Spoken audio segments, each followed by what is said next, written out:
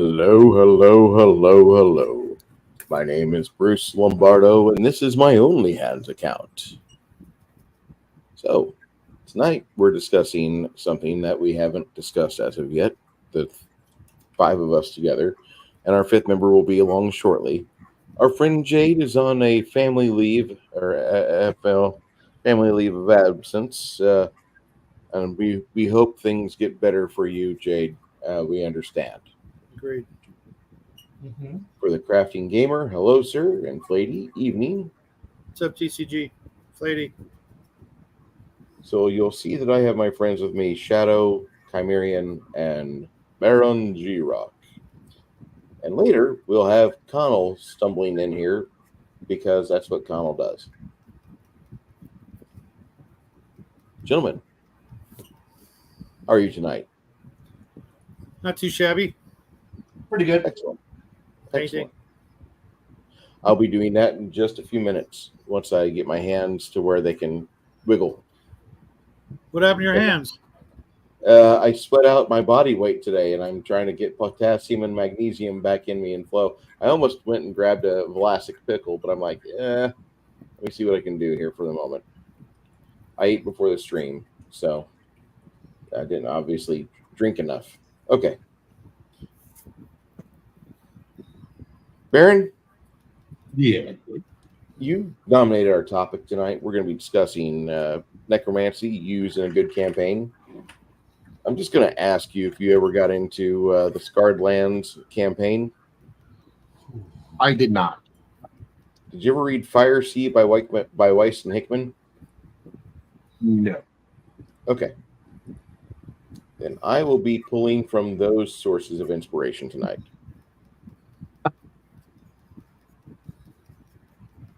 As well as we should. Okay. Shadow, how are you? Doing great. Fantastic. Kai, you're not typing out 200 characters or less in a furious anger and righteous indignation like you were last night. They need to up the amount of room you have in YouTube chat. But I knew if I didn't want to log on because I didn't want no. But yes, so much typing. Yeah, I saw that. And I was kind Where of was unprepared this? last night. I wasn't mentally prepared for last night. I went in and I could not get myself psyched. I was sucking on coffee beans. I could not get myself ready to tear into that topic, which I love. But Where was this, guys? on Gatekeepers last night. Link was in the TableBreakers chat and in numerous spots in the Gatekeepers Discord. How did I miss that? Yeah, it was Rogues. That's how it was Rogues. That was yesterday. Today's new. Today's different. Today's not that. Today we're not going to discuss that. We'll save our fury for Saturday night when we can melt steel beams. Yes. Jet fuel can't melt steel beams. Let me introduce you to Kai. Flady, it's okay, man. I was fatigued yesterday as hell, and I was pushing because I wanted Jade to know that we'd try to be doing that, the rogues in the campaign, because I've been getting answers and questions, more questions than anything else, and thought I'd do that topic. Next time I hijack a Gatekeepers, we'll be talking about domain play rogues. Oh, there was an actual show last night? Yeah. What? Yeah. Oh, I didn't know that. I thought it was canceled. Nope. If you go into the Gatekeepers chat, I mean, we talked about it, and I kind of outlined what I wanted to do. I wanted to do like mostly before name level rogues, and it didn't have to be centric to Dungeons and Dragons, but I ran as best as I could. I was feeling it yesterday. I was just and then today, like, I'm still putting my fluids back in. So No, sorry, I couldn't join in. I had to, as I do a radio show a couple of times a week, sometimes I thought we weren't doing a show, so I instead of doing a pre-record, we did a live. We're doing it live.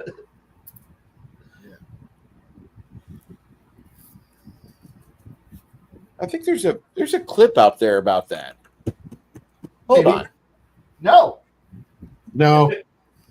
No. No. What? It's only Bill O'Reilly. No. We've all seen it. We know it. It's as my regular jokes. I love. That's the only time I've ever said I love Bill O'Reilly, because I thought he was seriously gonna like come after his fucking backstage crew. I really did. Everything sucks. Okay, go ahead, Baron. Take it over. All right. So tonight we're going to be talking about necromancy and the use of it in a good campaign. So with all of this here, I've got a few questions I did come up with, and I'm going to go ahead and start with the originator and creator of his own Only Hands account, Bruce. So when you have a necromancer in your good campaign, what is the source of his magic? Where does it come from? Where does it come from? Where does it go? We've got multiple paths on here. Yeah, exactly. This is a multiple answer question. This is like a geometry question. We could go the simple route of I am a cleric in a service of a god that favors work, and sometimes the body will cease and I will bring that body back so it can work further, and therefore you have a neutral or maybe a misguided good god that wants to see people fulfill their tasks, and you as a cleric are given a modicum of that power to keep things rolling, to keep things pushing. And I like that. I like that idea quite a bit. What I like better than that, though, is I like a caster that loves the necromantic schools. And he looks at every one of you as your parts. Your parts for later. Right now, you work just fine. Later on, I might need you because you might be the cure for cancer. I don't know yet.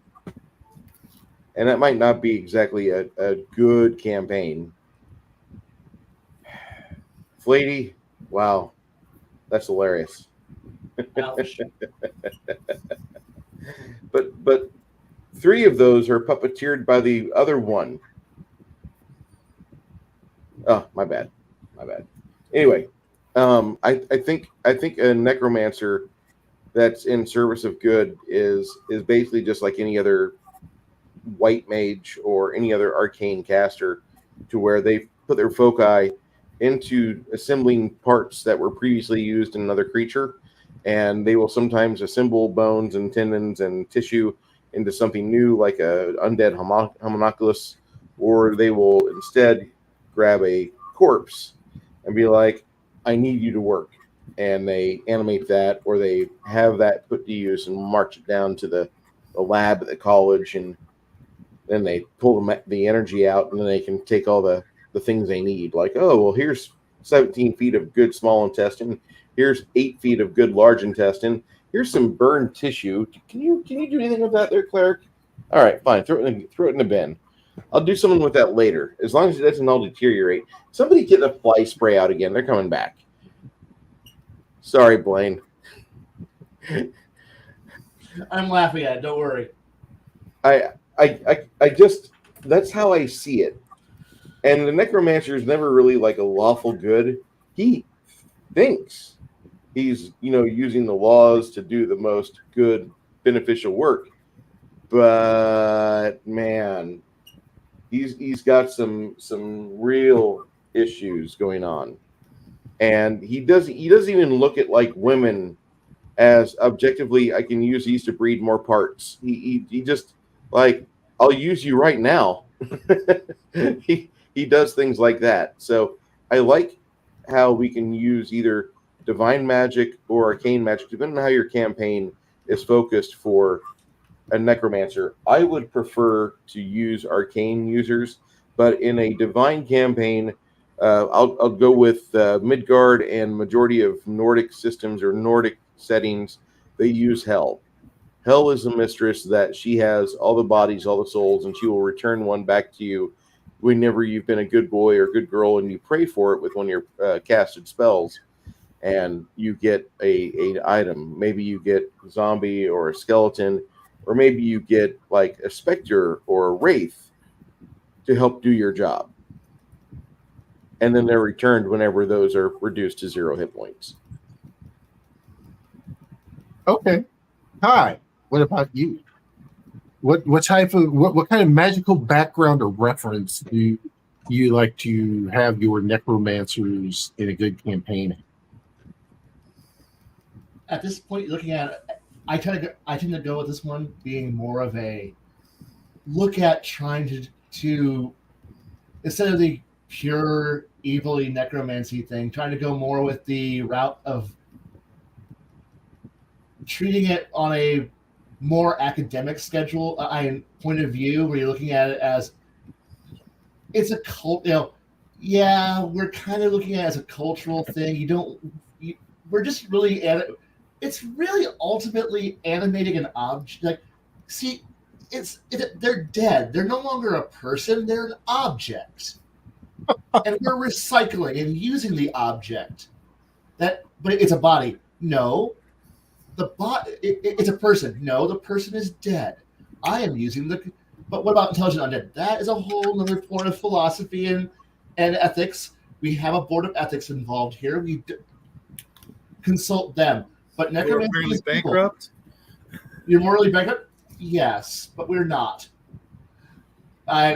So you have, but it also comes down to the what forces are being used for the purposes of that. So if you're using it's one of those things where if I'm running, there's a whole it really comes down to, are you asking a dark god for the Dark Lord of the Pit for the ability to reanimate, to forcefully reanimate this corpse? That's more than what people go, that's kind of evil. He's glowing green with necrotic energy. Yeah, that's probably evil. But hey, I use the power of pure mana without having to ask for a dark god to animate this corpse, and well, don't worry about it. It's Grandpa. Grandpa wants to help me. That's right, Grandpa. Go move that cart. That's right. You didn't leave me an inheritance. You were kind of worthless in life, but you'll pull my cart in death and hoe the field. I don't care at this point. Oh man, that guy, like, you were of no value in life, but should be of value in death.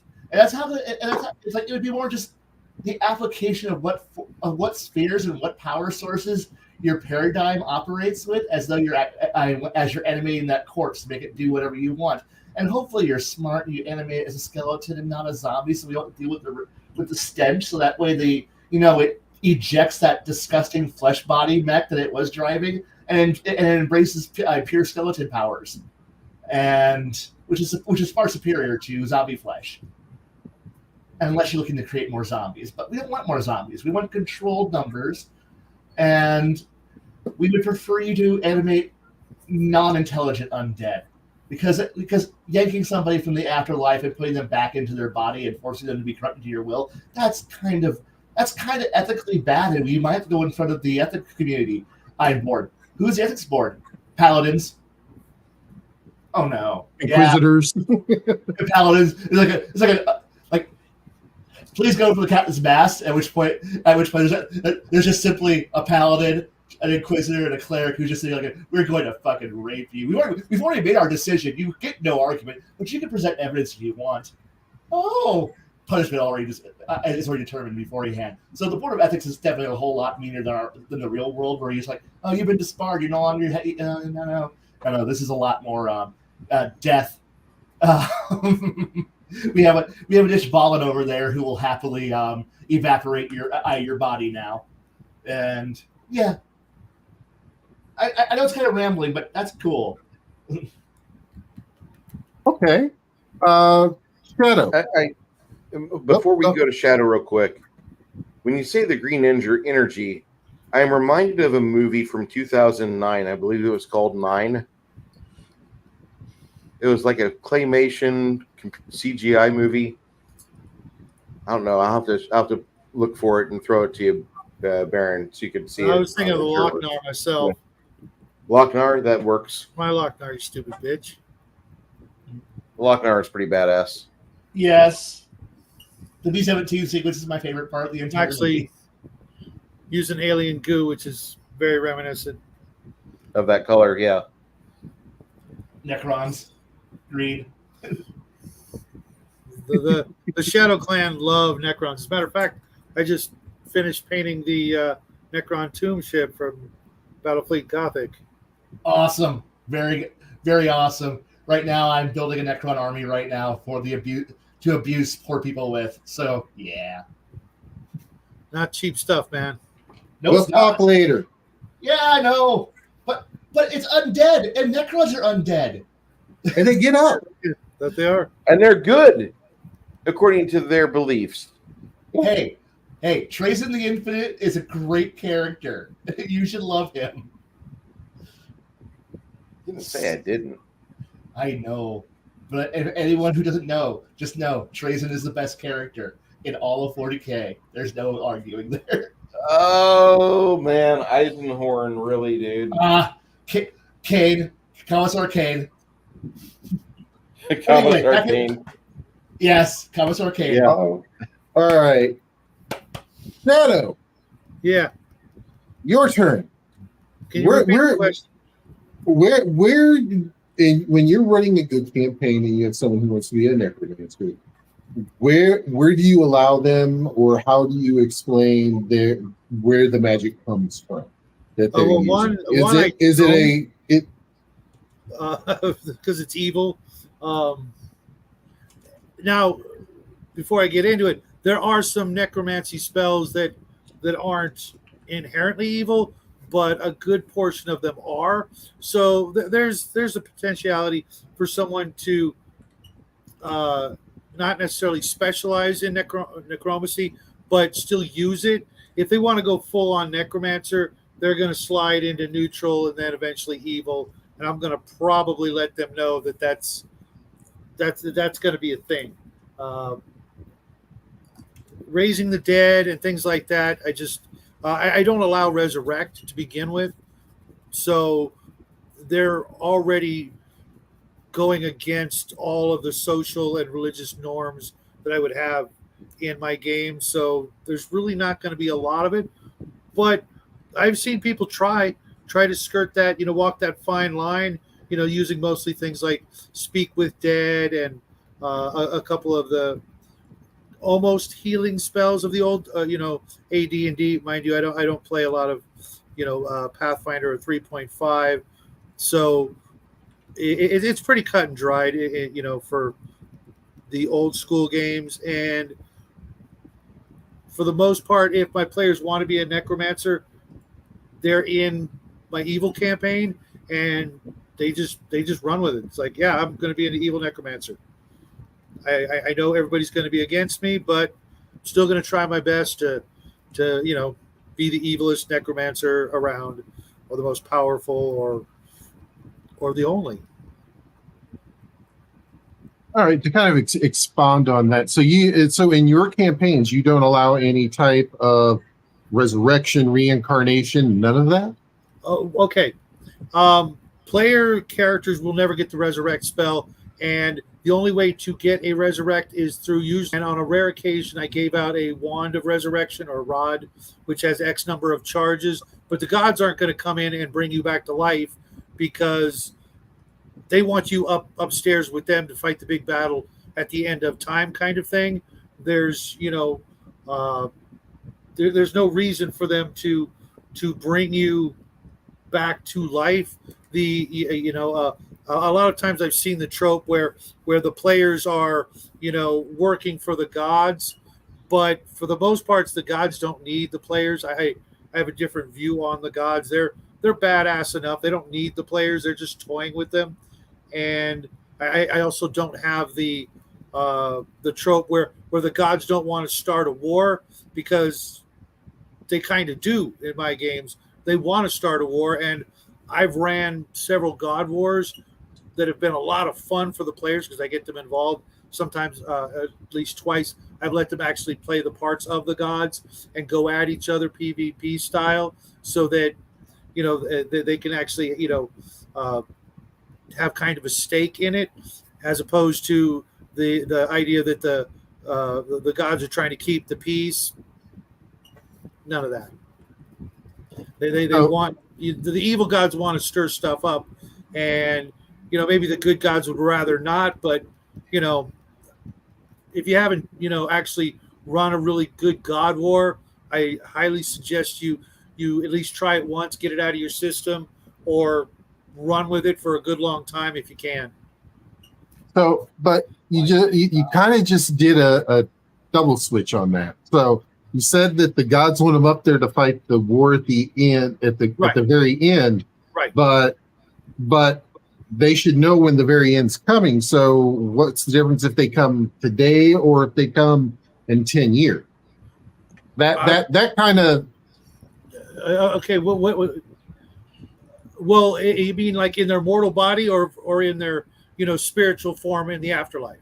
Well, you were saying that the gods don't really give out the resurrection or anything like that because they want them up there to fight the war at the end. Right. Well, but they're kind of on that heartbeat of when that's going to be. So if that's not going to be for 1,000 years, what's the difference between taking them that day as opposed to in like 20, 30 years? Well, because I'm trying to, if I'm going that route, I'm trying to accelerate it like within the year, not decades later on down the road. If I'm going that route, if the characters actually make it to anything like, above 10, 15th sort of level, then the campaign's running toward some sort of big dukaroo at the end. So the end is nigh one way or the other. Okay. I was just trying to wrap my head around that of what.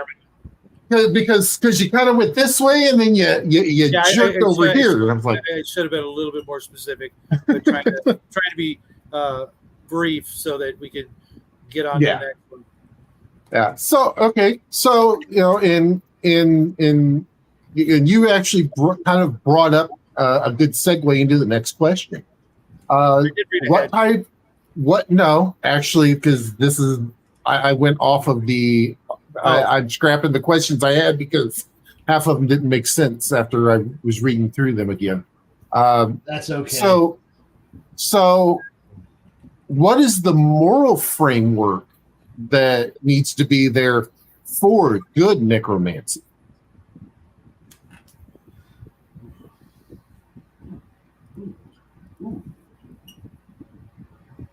Well, I assume you mean, how could you get away with it kind of thing? Yeah, like the ethical guidelines, things along those lines.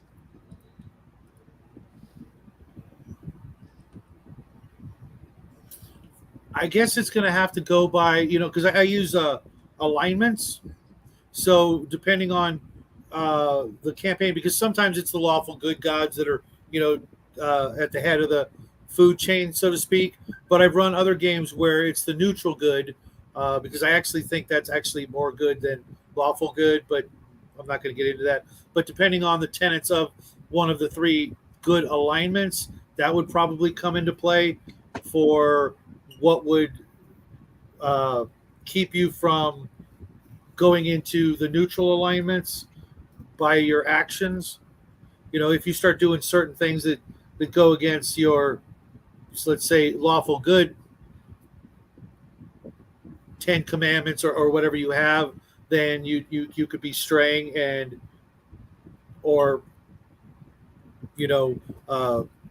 versus neutral good, which is just, in my opinion, just more of a pure good, law and chaos, be damned, do what is overall the best good.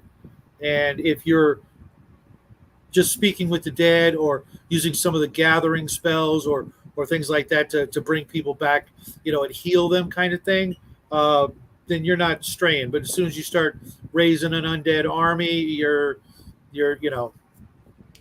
moving into the evil alignments. Okay. So, give me a kind of a something that you've done before where you've had that kind of line where the players almost crossed it or something like that. Give me, I need something a little bit more out of you. So, to be honest, like I said, my players are either if they're a wizard and they come across some of the necromancy spells, they're going to use the ones that don't push them over without, like I said, getting a warning. Hey, you start animating dead, that's, going toward neutral. If you keep using that as like one of your regular spells per day kind of thing, you're definitely going to be switching over, moving one of those alignments into the evil category. But if you're just, I think it was, what was that spell? There was a gathering spell that helped you bring the pieces back so that then you could do a healing spell. And I think Death's Door is another necromantic spell that doesn't quite go into the raising of dead, where it's like the mostly dead spell. Are you familiar with the old version of Death's Door, where if you're like negative whatever, you're not really dead, you just brought up to 1 hit point, that kind of thing? Or the Speaking with Dead is a real easy one to get away with, because you're not bringing anybody's body back to do your bidding, as opposed to laying them to rest properly. I think there's also I could be mistaken, a couple of spells that are geared around laying people to rest properly, or putting their soul at ease if they're like a ghost or a banshee or something like that. And yeah, there's really a pretty fine line for me what constitutes crossing over into the evil alignments versus the good. Okay. Hi, for you, what are some of the moral framework for good necromancy that you have in your game? Okay, I'm only going to focus now on just one of the kingdoms that I run for in the world in my game that I work with. By the way, it's the same kingdom that technically you guys are part of for my 1-shot, 2-shot. Who knows how long it's going to last? Every yearly shot. We have a very strict system of application for how we operate with them. I have my necromancers now, because of the fact that I do have multiple forms of how necromancy works through arcane, divine. Because divine, well, you gotta we can usually figure out which where you're drawing your power from by how you dress, how you act, what gods you're praying to. When the magistrati, when the magistrati, my GC, are sitting here watching you during your acts of proof that you're worthy of being certified as a spellcaster, and you're invoking the dark god Fulang, or calling upon the powers of the various high level demons of Malphaeus to come out there and serve you. We kind of understand that's evil, but if you're calling on live through your acts, through your proof, your research to go and say, because every spell does have it that verbal, the invocation part that we can usually determine how if you're good or not. So the divine casters are easy to sort out.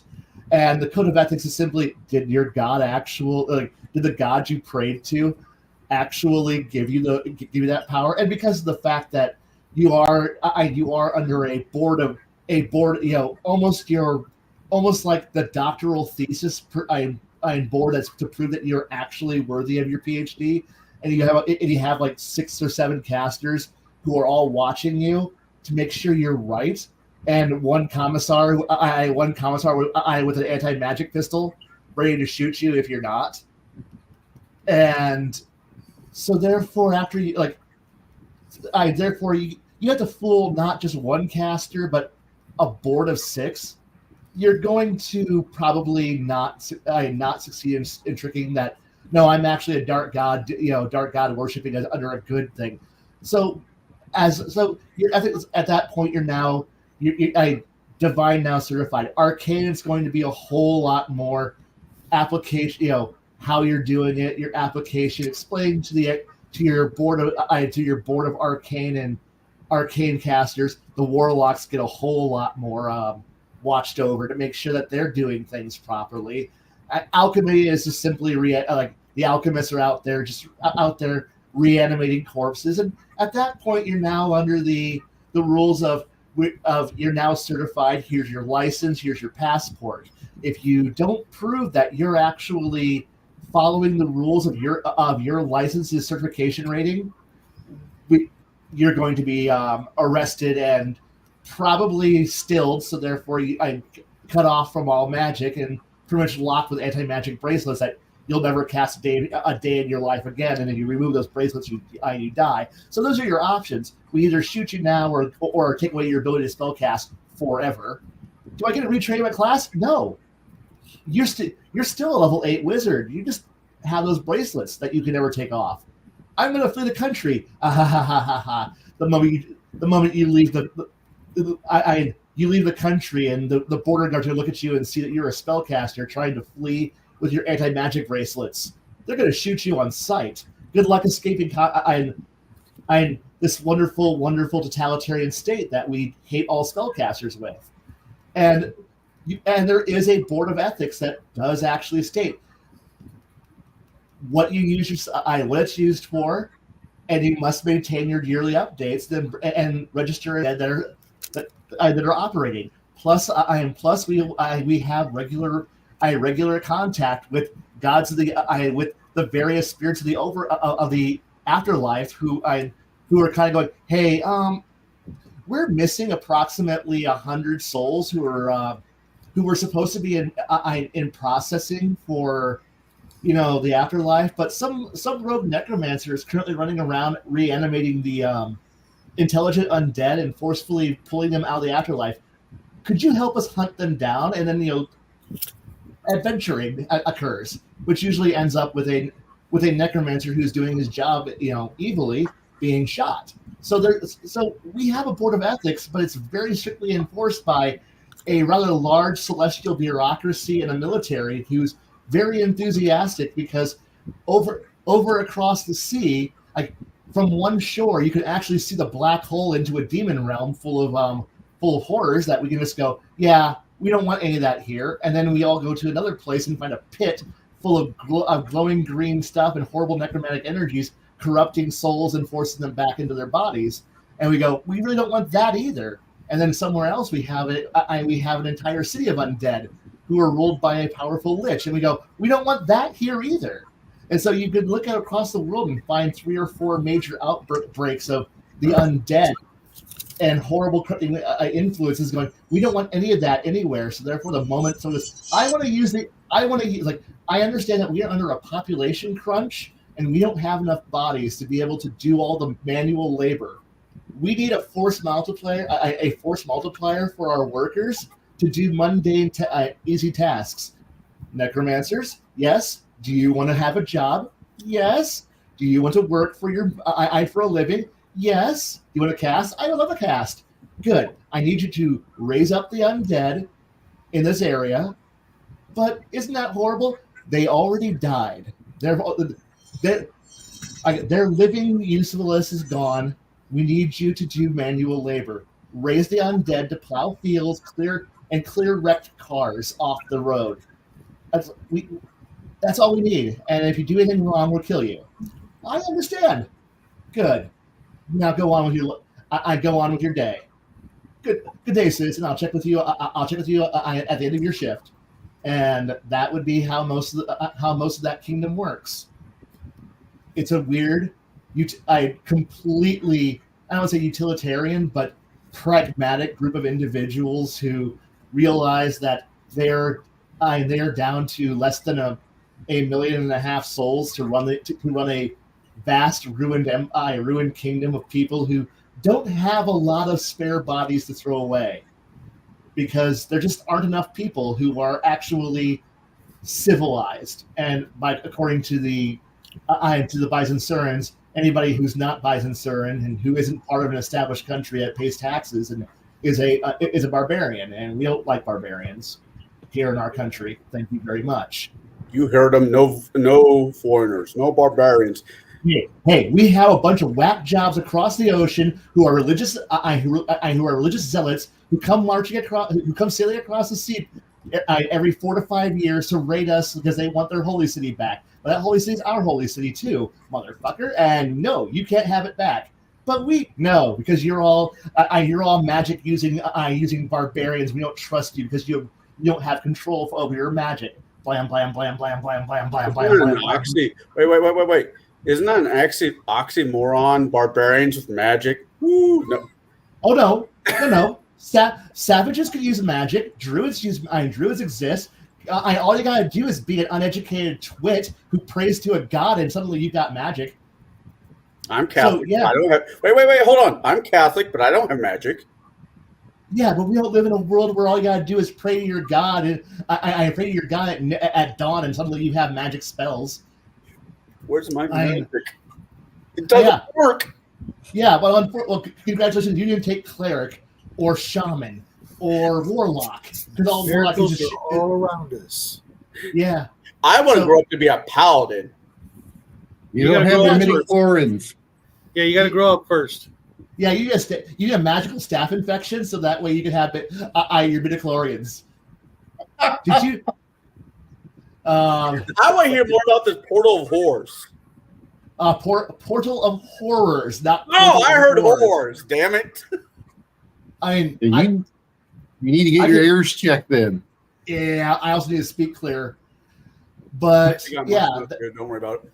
But no, I actually have like an entire rule document for the Magistrati Magisi for literally how to I manage and shoot all your spellcasters, and then religious zealots, and then mages who think themselves way too high on themselves, Magitech, unregistered Magitech users, and so many other people. This is a very close-minded society of individuals who are noticeably have a cultural PTSD case from rampant mage kings and psychopathic spellcasters. So yeah, they tend to shoot people. So yeah, I do have a very strict code of ethics for necromancers and everybody else.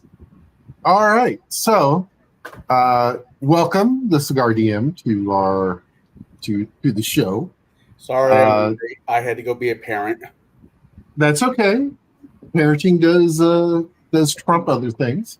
As long as you're not being a parent at a coffee meetup, and she's no, I wasn't dropping off a load of kids at the coffee meetup. So since you hopped in here and everything else, like I said, we were talking about, of course, necromancy. What is some of the moral framework for good necromancy in your campaigns? Like ethical guidelines, things along those lines.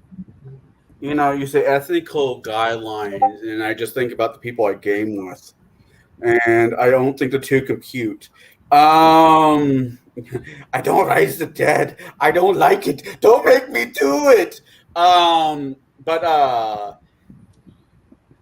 I don't really do. If somebody approaches me with, "Hey, I want to play a true neutral necromancy," because I don't see them ever really being good, but that's because you're a bad guy doesn't make you a bad guy. So it'd be true. The alignment would have to be true neutral, for my opinion, very much in the gray zone.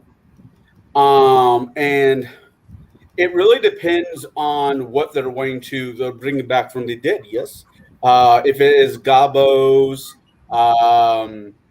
less sentient beings. Yes, I say gobos are less sentient. They pick their nose, they pick their friend's nose, and if you can't pick your friend's nose, then there's no friend of yours. Anyways, just go with it. So I would say yes, but the list of things they can bring back from the dead, I wish I could do Vincent Price's voice. I really do. This would be a great moment for it. Not so much thriller, but maybe fly. But that's besides the point. I've had coffee. Anyways, there would be a list of things would be on the okay list, and a lot of things are not on the okay list. No, you cannot bring back humans. You cannot bring out. I'm sorry that Sarah, lost her 3-year-old child because it got hit by a cart. No, you cannot take it to the pet cemetery. That will not be allowed. No, we're not going to do this. But you could bring back Fido. That also ends badly. What? That also ends badly. It's a cat. It becomes Cujo. I'm not necessarily. You could have a fine Frankenweenie like they did in a Disney movie. Yeah. Disney's not real life. Disney is. I've been to the Kingdom. It's down that way, full of crazy people. Anyways, I am really sorry. I'm highly bouncy today. But no, there will be. That was sugar in your coffee? No, it was cocaine, but that's besides the point. No, sugar. It was sugar. Drugs are bad, kids. There we go. That was so much better. Wow. I can feel my blood pressure lowering. Ethically and morally, I don't think really applies to the concept of necromancy.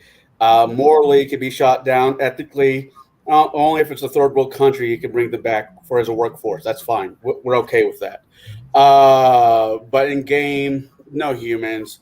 If you want to bring back a monster, that's fine. You want to bring back Fido, as long as it's not Cujo, that's awesome. But there is a hard line. There is very much a hard line. I've yet to have anybody in my campaign say, hey, guess what? I want to play a necromancer, because normally the answer would be no, but thank you for playing the game. Because in most scenarios, I imagine even Shadow will agree with this, necromancy is evil. There's no workaround. It's just evil. And I don't like running evil campaigns. Mark this in your record books, folk, on your calendar. Yes, we did agree on something. But I would let somebody play as long as they go by the list of what they can be and understand that their character is true neutral. They're not the bad guy, but they're sure as hell not the good guy. They're not the good guy. They're not the bad guy. They're just the guy. The guy. All right, Bruce. What type of moral framework do you have for good necromancy?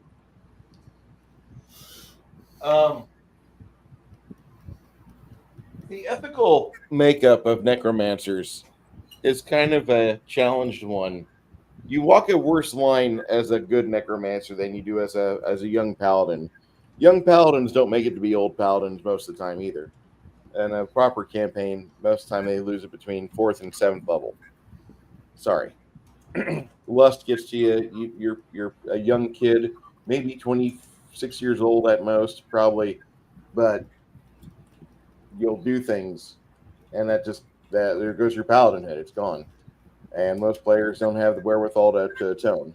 So, the ethical dilemma within all of the characters for necromancy that are on the good side, it really there's a couple things that would have to be put in play. Like in Holocaust, somebody really liked what they read with the first few novels of Jim Butcher. And so you have the floating skulls that will go around and just dispense knowledge. And whenever they observe you in your laboratory and you're doing something probably not a good necromancer would do, they start telling you, like, I'm not going to report you, but I would like you to stop. I really heavily suggest that you don't cast that next spell on the recipe. I want you to actually tone it down a little bit and let's bury that corpse and let it rest. What you're doing is wrong. There's only one thing. You've got a recipe of spells that you're going to bring back this person that you loved, and your heart's really not in it for the greater good. You're being selfish right now. Stop it. And then they eventually start talking to each other by going to the window, making the window open, and then the skull flies outside and guards, guards. That's why you need a 10-pound. You have a bunch of bobs, and basically, it's elder spirits with a lot of necromancy magic knowledge, a lot of knowledge in it. I only played in that campaign like 3 or 4 times. I bought the book. The book was really good. Don't remember much of the description of the skulls, but there were elder spirits in the town that were helping focus the White College of Necromancers. And that was how the DM interpreted it. And it worked out really good for us because we actually were able to stay on task with things. We were able to do good things with that campaign.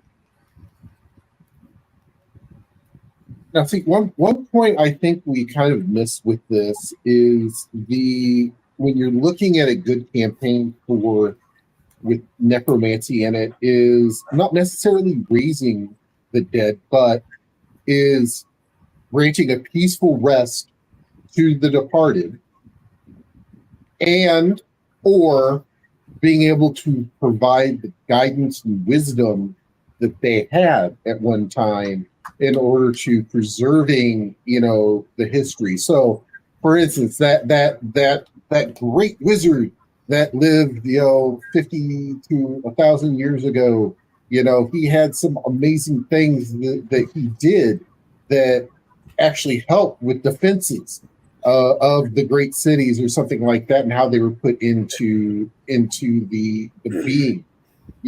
Looking at some of the moral framework of that could be another way that is actually put into it. Ty, you had your finger up. Yes. The closest to that I can actually say is that you need to look at, say, now the problem here is that you're looking at that point at like spirit speakers, those who are summoning like ancestors.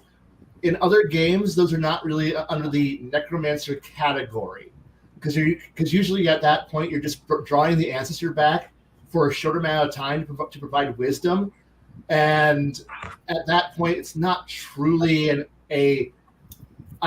but in that, like, a thing that did that really well is Legend of the Five Rings, where you actually have an entire branch of Shugenja whose entire thing is summoning ancestors to do work for you again, to be the guides, but the thing is, because of the fact that they are not reanimating a corpse, they're not really considered necromancers. Yes, there are necromancy spells because D&D has some of the most ignorantly retarded naming and categorization for magical spells, because I don't know who the fuck I was a brain dead genius who came up with the schools of the schools of magic, and then allocated every spell like almost like a dartboard into what spell is what. And because some guy in Wisconsin arbitrarily threw darts at a board and said this is what things are, we are now trapped 40 years later with having to say raise dead as I bring back, my friend recently died and might still be alive.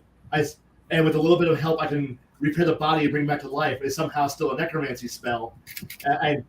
And why they're not necromancers? Why your friendly neighborhood cleric is now a necromancer, but they are. But L5R did that really, really well. Exalted did it really well. There's ways of that you can summon dead souls back in other games to speak with them, and all of them are necromantic, but are you really a necromancer? And because necromancers will tend to be, I'm binding a soul back to the, unwillingly back into its body and bringing it back to life, intelligent undead, or I'm just reanimating a corpse and having a bare echo of its original soul, now a twisted creature in damnation, doing my will and bidding forever as a low paid wage wage slave to beat the crap out of people who I don't like because I can't afford golems, and this is how I'm doing my job. But the thing is that when you look at L5R with ancestor spirit work, there's a lot of rituals on how to do it properly, because if you do it wrong, you're offending your spirits, you're offending the ancestors. So there is, in that game's already a rigid framework in place on how you got to do it right, so you don't have an angry, vengeful ancestor showing up there and going, and because when you're going to the ancient temple to go pray to the ancestors, it's pretty much that scene from Mulan where all your ancestors are going to pop up and go, I don't even like this guy. Someone's got to answer him. Oh, fine, I'll go down there and take care of it. Hi there, whoever you are. I see that you're my great grandchild on my third brother's side. I'm here to help you. And there's ways to make it work and how to make it interesting. But like I said, most people would look at that and go, no, that's totally okay. Meanwhile, Bob in the black robes over there sitting here going, dark powers grant me the ability to and then somewhere in the shadow realm, Hell's looking up going, wait a moment, what are you doing? That's my soul. Mine now. Oh, I'm angry now. That's one of mine.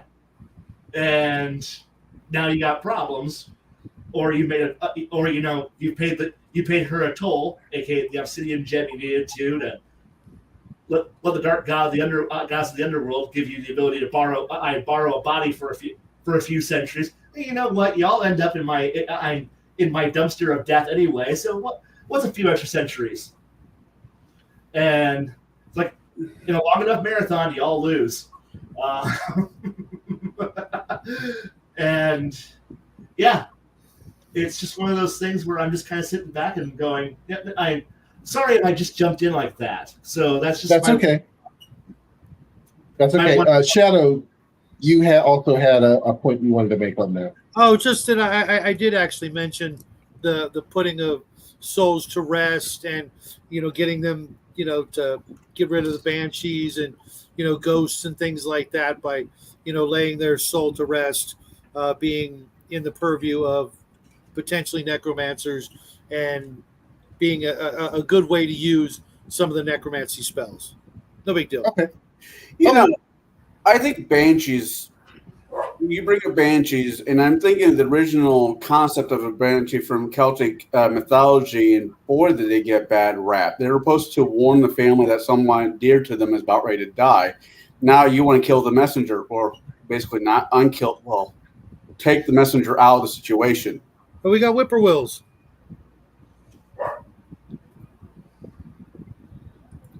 They did the same thing, Connell. Yeah. All right. So that's an argument for a different day. Yeah.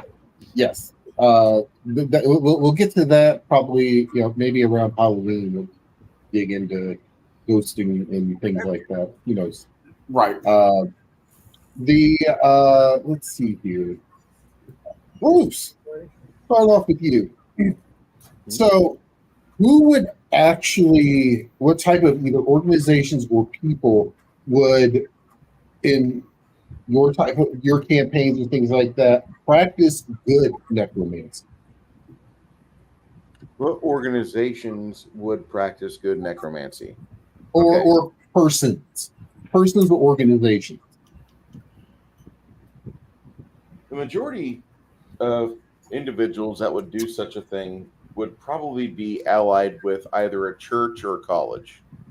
One or the other, depending on how their magic is derived. That would kind of be the helping deciding factor. Are they arcane or are they divine?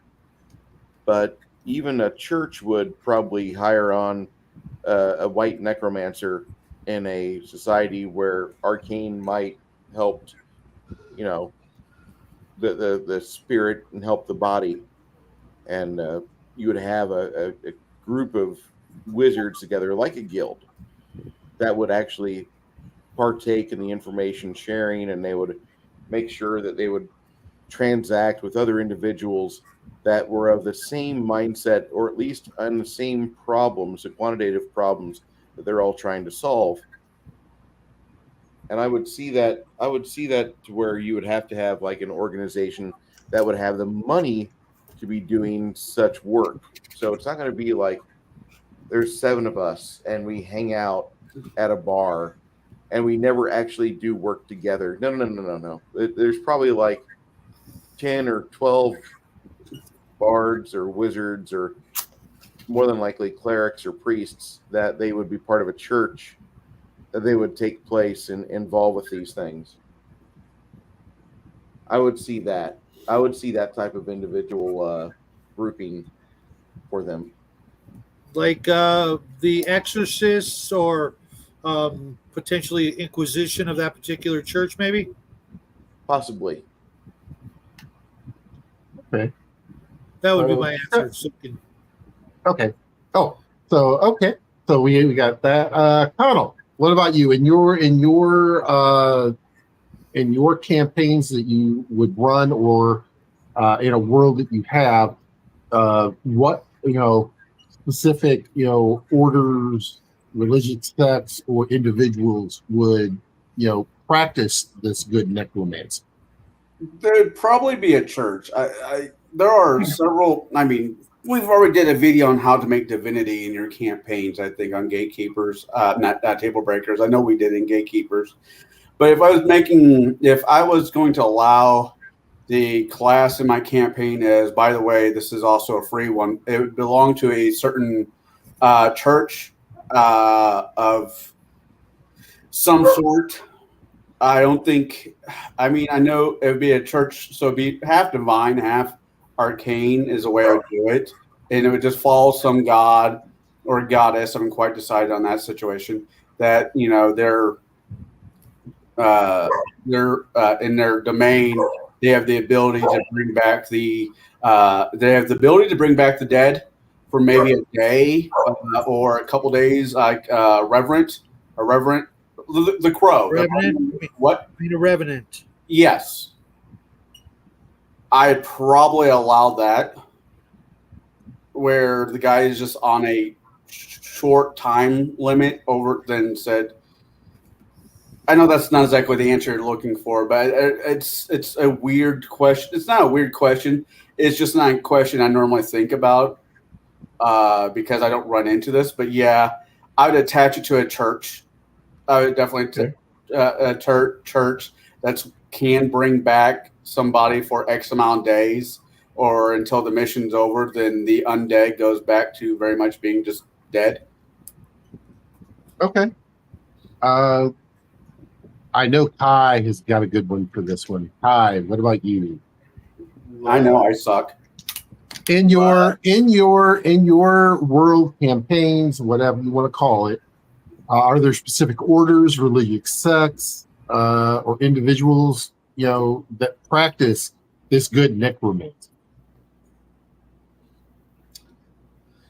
In a way, multiple, because multiple people have gone pragmatic.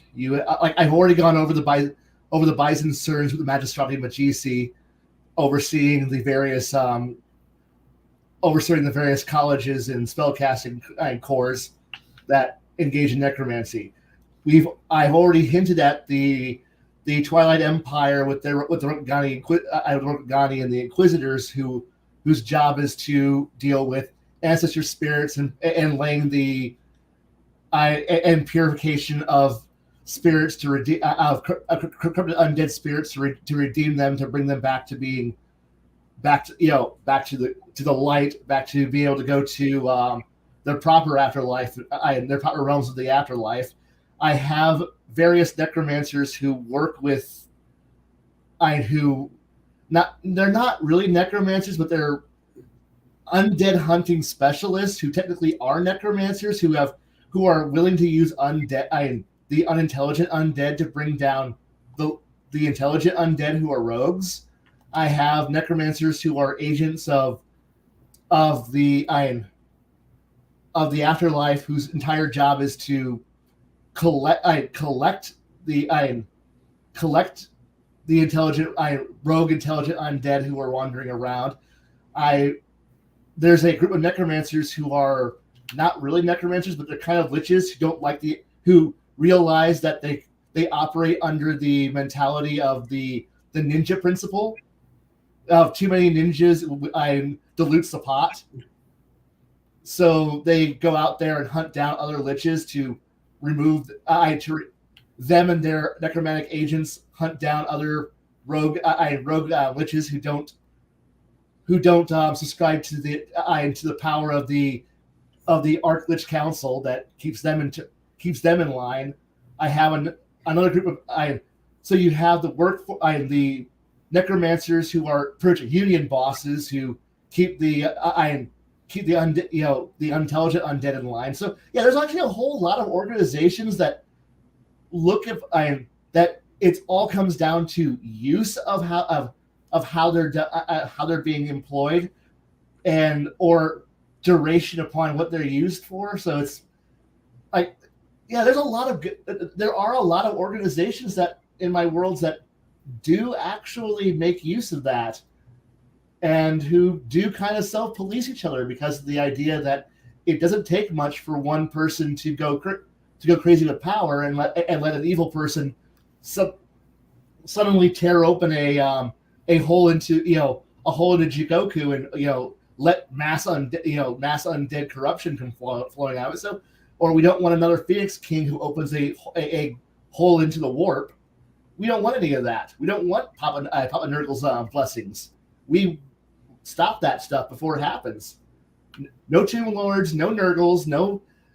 So they go out there and yeah, we like our dark powers, but we like to be able to use them for constructive purposes. Even though there's several countries who would like to crush them all, but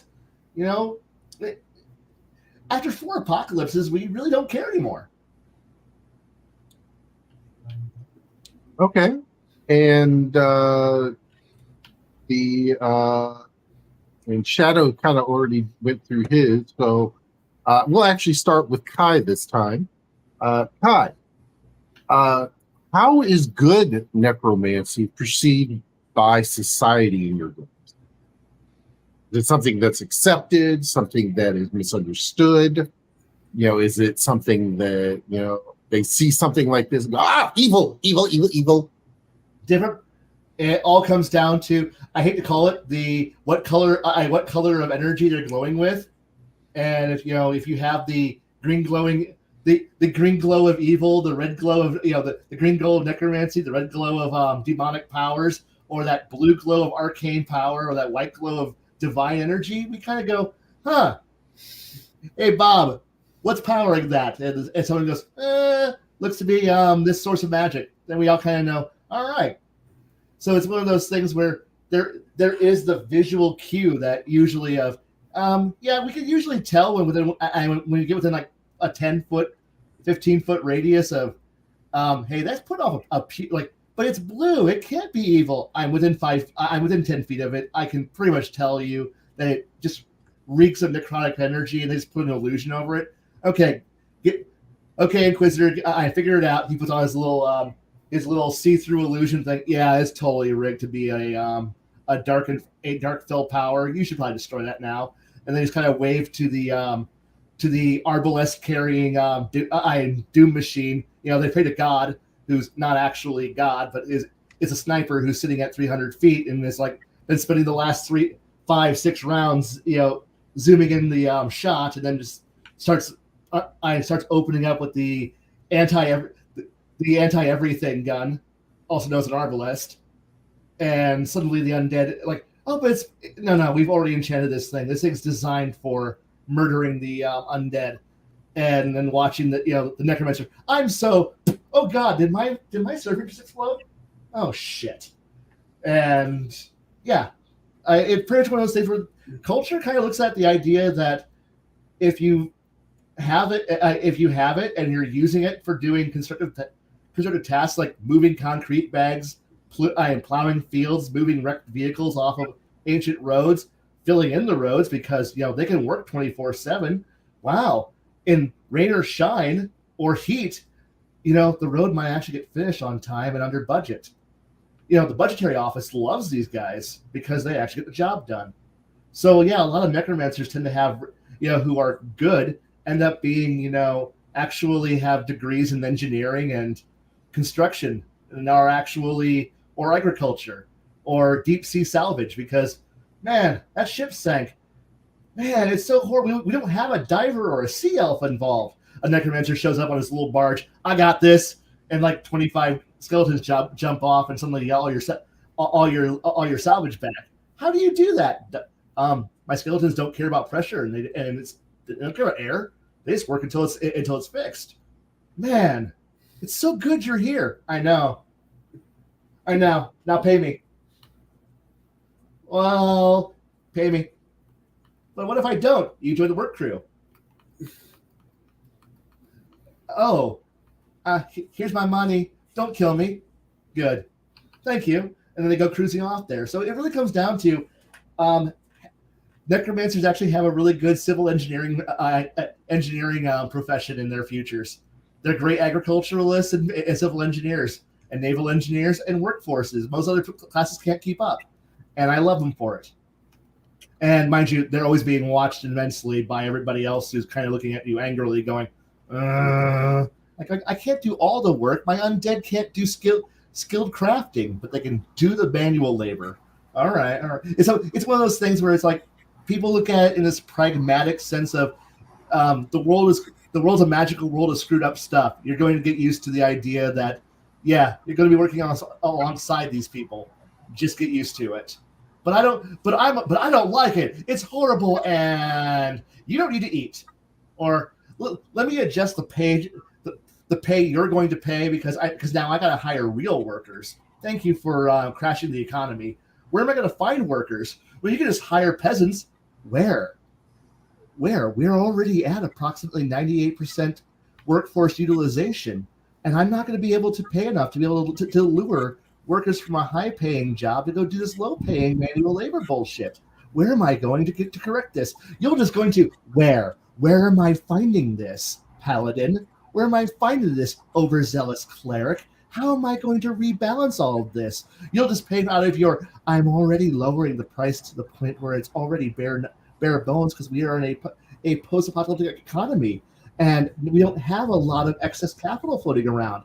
The undead are an easy to replace source of labor, and I don't care they fall down and break because I can bring more up from the dead. Well, no paladin, take your self-righteous bullshit, your lawful goodness, and go fuck yourself with it, because I need to feed approximately 40,000 people in that town over there. And do you want to work the field, Mr. Paladin? No, I gotta go do paladin work. Good. Now go do paladin work and don't look my way again, or I will add you to the workforce. Now, are these undead union? Coming Dude, from you stole my Illinois. freaking line, dude. Coming from the state of Illinois, where we understand the power of the union. That's why I held my hand up. Yeah. At some point, they're going to get involved. Who says the necromancers aren't already part of the union? They already have their own union. It would be UDWF, the Undead Workforce. First off, the undead don't get a vote. It's the necromancers who do. We don't raise intelligent undead. Intelligent undead will what pay and representation. We don't give that. You must know somebody that works at Caterpillar. Again, all right. Again, until we start bringing intelligent undead, and that starts getting into the ethical grounds, and we don't want to do that. We want to stay completely compliant. And don't worry, our union rates are all set by us necromancers who work. And we don't like bad necromancers because they ruin our reputation and the union. And that would degrade our power. You don't want to do that, do you? So many bad jokes. So many bad jokes. All right. Moving on. Shadow.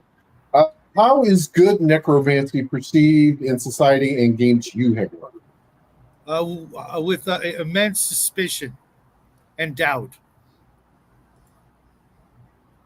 It's just a matter of time before you slip up, start delving into that stuff.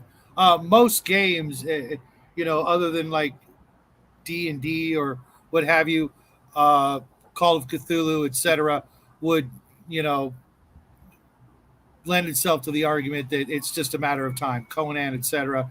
You start doing that stuff, eventually it's going to taint your soul, make you harder and callous and maybe scabby. And eventually you're going to slip up and cross that line.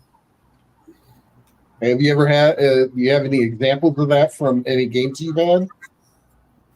God, I really can't think of anything that comes to mind. To be honest, it's a pretty rare thing. I mean, I'll put some of the necromancy spells out there, for the players to find like as treasure, that sort of thing, and tempt them. But they're usually too busy doing other things. Uh, as like I said, speak with dead, great utilitarian spell for just about anybody. But the other stuff, it just doesn't really come up, man. I mean, All right. other than my upcoming Venture Brothers slash Supernatural Palladium Beyond the Supernatural hybrid game I'm working on, I'll let you know how that goes because I'm kind of Okay. itching to see if anybody takes the bait and wants to run the uh, Professor Morpheus or Doctor Morpheus from the Venture Brothers kind of character, but we'll see. So I just have one question. Bruce, is that a pickle on your table, or are you just happy to see us? Yeah, I'm very happy to see all of you. But I sweated too much today at work, and so I have to chew on this thing because I've got cramps in my thigh, I've got cramps in my hand. I'm having a hard time painting, so I'm going through hell over here. So yeah, the pickle's on the table. Great for replacing your surgery. He Oh my God. just pulls I it out kinda and slaps it on the table. Jeez, Bruce. yeah, but why is it green? Hey. Well, we are talking about good necromancy. Yeah, I mean, come on. Bruce, how is good necromancy perceived in the games that you have played or run? Good necromancy that I've played, it typically is looked at as like this is a necessary thing in the cities where they have that. There's also a friend of mine from one of my other panels throughout the week has popped in here, and he decided to pop in. Hey, how you doing, Keto Simple? And if you guys want to learn a little bit about dietary needs, I do have his link right here. Really good man, really smart. Him and Miss Keto Simple are awesome, by the way. All right, now that I've given the shout out, and I want him to make more. He's got thousands of viewers for a good reason. He's got very good knowledge. Okay.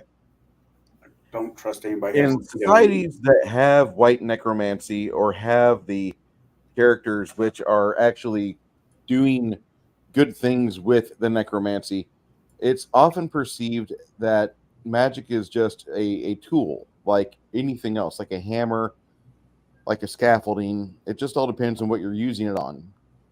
And so happens necromancy is used to bring energy back to dead cells, to dead tissue. And many times that is exactly the utilitarian mindset that is held whenever you have these games. A lot of the characters that are in Holocaust will have that exact mindset.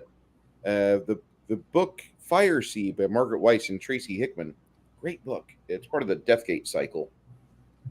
The city fell apart around them, and over the course of time, because the Necromancers Guild kept using more and more of the resources, and there was really no effort to take care of the living.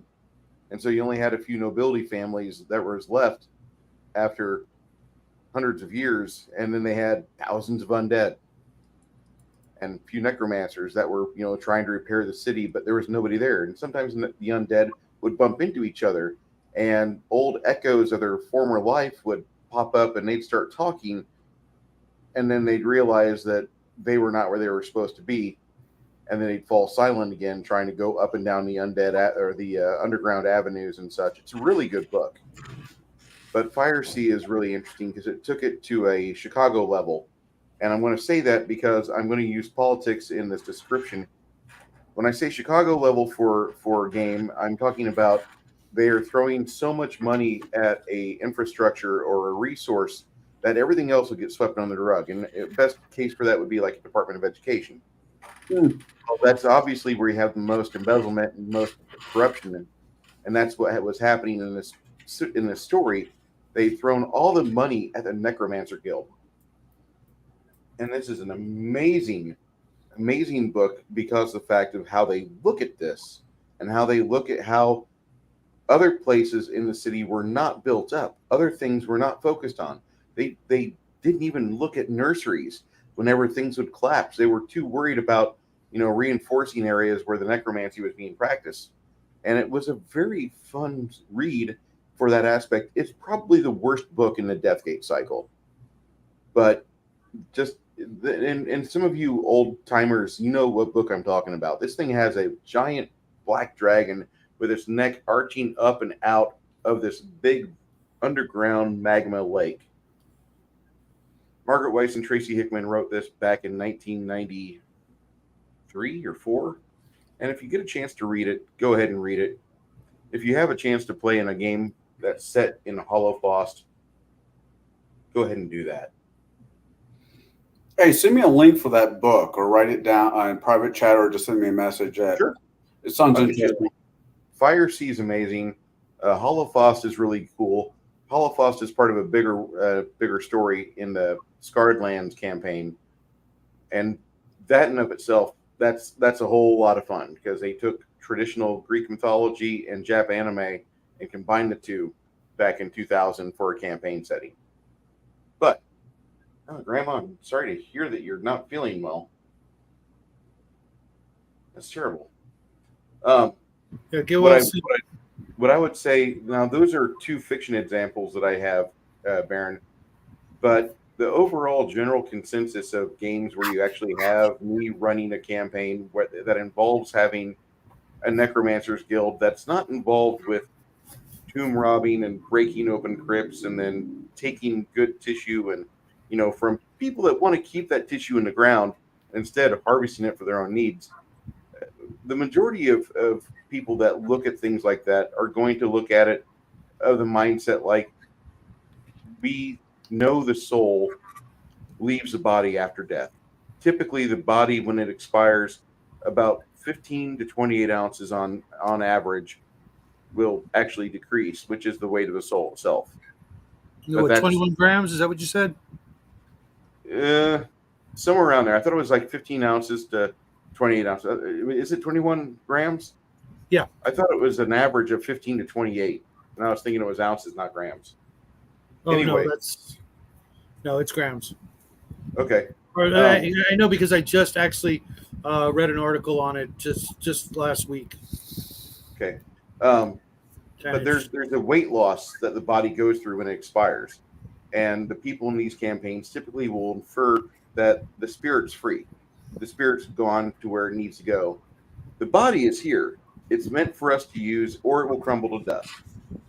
And therefore, that's why they feel empowered to utilize this entire grouping of old tissue, which is no longer got a soul within it. It now has utility and purpose. And if the body is not well enough to where they can animate it and make it move along, they can at least take good parts of it and meld it together in a homunculus to where they have a multi-part golem, a necromantic golem, and they can do that.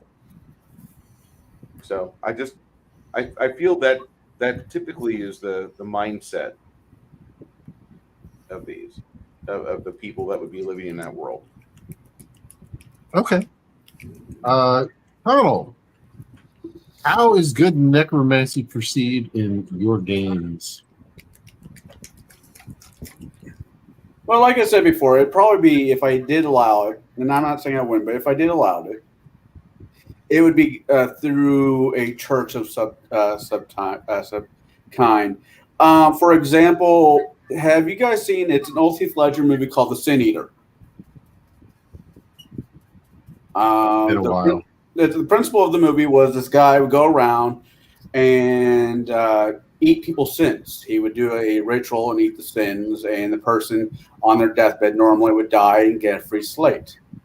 They get to go, to heaven. At least that was the overall concept of the Sin Eater. It would be under that pretense. The church would send somebody out to do something if a village needs, I kind of like where Kai was going, using it as a workforce. If something needs to be rebuilt or something like that nature, and the village does not have the right number of people to make it work, they call said church or they send a messenger. Yes, Kai. No. I raised my hand because I want to add after you're done. Okay. The church would send a necromancer. The necromancer would go to a graveyard, preferably not human, maybe humanoid but not human, bring back the dead, bring back the bodies of the dead, and they would accomplish whatever needed to be done. I do like that, and I do agree with Bruce's concept that just because they're undead doesn't mean their spirit's there. The spirit could be off somewhere else, and you're just using the body as a construct. So that's probably how I'd handle it. And as for the society, they wouldn't be kicked out of the town, but they wouldn't be, the mayor or whoever would not be inviting them over to the local shindigs. There'd be no balls in their future, no high-end dinners. They'd be, shunted to some tavern outside of town, and that's how they're handled. They're not unwanted, but not unneeded, but definitely not wanted. Kai, you said you want to jump on something? No. Are you actually done? Yeah, I'm done. Okay. Now, I know I went on a nice little tirade and tangent about there being a guild, guilds and everything. There's one thing I did kind of leave out from all of my conversations about all of this is that while I do tend to run around with a concept I have stolen from other games a concept of honor and reputation, honor/reputation, and your own standing. Necromancers tend to be having this because I really do I understand the caste system. And we do deal with, in a feudalist society where we're not an egalitarian government that is based on everyone being equal. No. While there is a necromancer guild, I can guarantee you they're not going to be very high up on the we like you reputation scale. Like, you may be a fantastic, renowned necromancer, but because you're always constantly working with the dead, working with borderline dark powers, no one's going to really expect much from you. They're going to look at you, as though you are dirty, as though you are a lower caste. You may be a noble, but no one's going to treat you with any form of respect in higher circles, because you walk in there, you're wearing the clothes, you act the part, but everyone knows. Everyone's going to look at you funny. There's going to be this feeling that people are just going to treat you like you're kind of a disgusting individual, because you're a union boss leading a huge organization and you're able to build bridges that you have a few people who could tolerate being around you, long enough to do the high skilled jobs that you need to be able to do your work. But they're going to be but everyone's going to look at them as though they're tainted by being around you. So there is this societal aspect that, you're a good necromancer, but no one's going to treat you with respect. And that kind of helps push in towards why there's not many good necromancers, because you got to have a really thick skin to be good and using dark arts to do good good deeds. You have people who are doing it so you're not going to see a lot of lawful good or chaotic good people working as a necromancer, but you're going to see neutral goods, people who go, good, I am good at all costs. I don't care what you say about me. I don't care. Like, I'm doing it because this is the best thing that needs to be done, and I don't care what anyone thinks about me, aka neutral. And because chaotic will be like, I don't give a fuck, whatever, blah blah blah blah blah, and lawful, I don't. Why do you disrespect me? And so you're going to see a lot of people who are more going, I chose this profession. I don't care. I'm a garbage man. I'm a sewer line worker. I'm doing the dirty deeds that society needs done. Yeah, no one's going. Yeah, if anyone ever asks, what job do you do? And I go, I'm a necromancer. And people will go, oh, I don't want to talk to you anymore. And then they go on, and you just kind of go, fuck you. Fuck you. I fixed the highway. I don't give a shit. I've got a nice house. I've got a nice house and a good pickup truck, and I go on vacation every 3 months. What the fuck do you do? Yeah, go fuck yourself. I got a nice job. But so there is that cultural aspect that you're going to be constantly looked down upon, and no matter how hard you work, the more you keep functioning with necromancers, you're going to be living with that horrible stigma that's going to follow you everywhere. Because unfortunately, you may be the best goddamn worker in the world, but somewhere out there, some jackass is out there going, I don't want to go burn down a village with my necromantic army. And at which point you're just like, motherfucker, could you just not? You know, some of us are trying to earn a legitimate living here. And yeah. Necromancy does mean you never have to say goodbye to your pet. That's right. Go ahead, Shadow. Would you guys consider, those of you who read Hellblazer, the comic book, not so much the movie Hellblazer with Keanu Reeves, to be a good necromancer? John Constantine as a necromancer, he's made enough deals with the demons and outside influences to basically be able to rock that.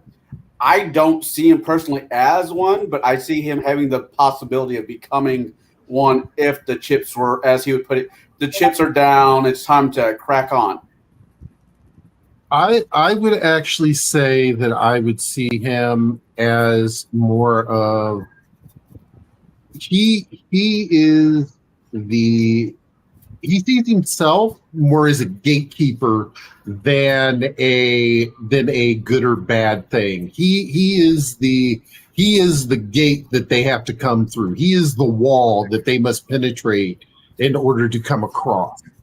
And I think he has more paladin qualities than he actually does necromancer qualities, just for the simple fact of he will hold that wall at all costs, and he will let himself be brought down to whatever level that needs to be brought down to in order to protect the innocent. So I only read the first 10 or 20 comic books back in the day, and it's been literally decades, since they first came out. So I was just curious. God, yeah. It's nice though to see Sting being Sting as a comic book hero. I got into an argument. That's who Constantine was modeled after. I got into an argument with someone last week who said it was David Bowie, and I had just got through reading otherwise. But David Bowie is David Bowie is Sandman and Lucifer. So no. Yeah, no. Constantine, the guy who created Constantine said he was a police fan, and he made him look like Sting. That's what I read, but I don't know where. I couldn't quote exactly where I read it, but that's what I thought. I was kind of a police fan more than a Bowie fan. Not going to, say anything bad about Bowie, but just kind of before my time. So, and I'm not trying to cut here on your questions, but on the same question, but with a different person. Using Constantine, Jim Butcher's Dresden. He did it in one book. He brought back a T-Rex.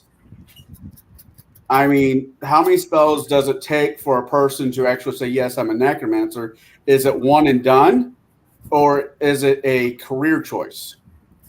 I think it would have to be a career choice, except for in the case of Dr. Orpheus from the Venture Brothers, because he just took the title because all the other ones had been taken. Kai? I would kind of look at Dresden doing that as more of a large anime object than actual necromancy, due to the fact that it was fossilized and therefore there's no bone for it to properly animate. So that really is just that's semantics now. Yeah, And, that's curious. and with Constantine, I think he's more of your lawful neutral warlock who's just sitting back and laughing at it. And I'm going to do this. Like, nah, man, the rules say this. What do you mean? Rules say this. He's not a paladin. He's just a really asshole rules lawyer. He doesn't give a shit about what's going on. I would love to play Constantine in a campaign. It's just, anyways, getting back to your topic. I'm sorry. Well, I'm actually going to chime in on that. Is that I think what it has to do a lot with is intent of what is going behind it. So, for instance, if there was a necromancer that, because I really haven't chimed in on a lot of the stuff here, but for instance, if there's a necromancer and there's a sea of thousands of orcs coming, and he goes, "We only have a city guard of 30. We can't repel, firepower of that magnitude." And he goes, "All right." And then all of a sudden, bed knobs and broomsticks, all of a sudden, all the, you see where I went. Yeah. You see where I went. All of a sudden, all of the bones and whatnot of former heroes and of pets and animals and horses all go out to the battlefield to stop them. Was what happened in bed knobs and broomsticks. Was that technically necromancy? Well, considering it's a Lady for Murder She Wrote, one could wonder. Yes, but with only one requirement: put Grandpa back when you're done. Well, yeah, that's the thing. Is that what I'm saying though, and I'm using that kind of as the reason behind it, as the intent. It was not the intent to take over. It was the intent to keep the living safe, to keep people from getting hurt, to keep people from dying. Kind of like in Lord of the Rings? Yeah, I mean, those were spirits, but yeah, I'll give that. Yeah. But I mean, but that's where I'm coming from on whether or not the true, if someone uses a necromancy spell, if that makes them a necromancer, I would say no, with the caveat of it does have to come down to the overall intent. It's the intent of everything that is being used for. Is it being used for power and to further your personal gain? No. Is it being used to protect the innocent? I would say that would be definitely a no on being called a straight up necromancer. You're doing what needs to be done in order to keep people safe. Bruce, we've all kind of lodged in on this. What about you? Well, what was the original question that you started with this round, Garrett? Well, it was actually one that Connell posed. Does one use of a quote unquote necromancy spell make you a necromancer? No. Just like one prayer to your god of choice does not make you a cleric. I think that just because you cast Spectral Hand, that doesn't make you a necromancer. Just because you cast Ghoul Touch, that doesn't make you a necromancer. What makes you a necromancer is a devotion. is the dedication, is the single-mindedness to exploring what power still lays within the flesh and how you can manipulate the energies to get it going again. That's what makes you a necromancer. You just blowing a spell in combat could be magic missile, could be fireball. You chose cool touch. Okay, big deal, no biggie. Oh, you chose spectral hand because you could send that thing out there to tap somebody and make them do a saving throw. Awesome.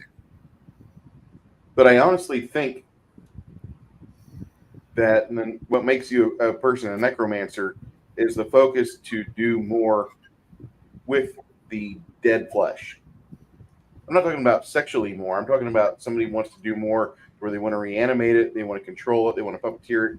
They don't want to get their hands dirty. Maybe the undead that they're going to create is going to do a couple dirty jobs for them. I don't want to be digging in the dirt, but I could supervise these 6 zombies as they go dig up a septic tank. That's pretty cool. I've got my my margarita, my umbrella, and I got these 6 guys working for me for the next 6 hours. That's awesome. I'm almost a real caster because I could almost keep them up all day on one cast. Awesome.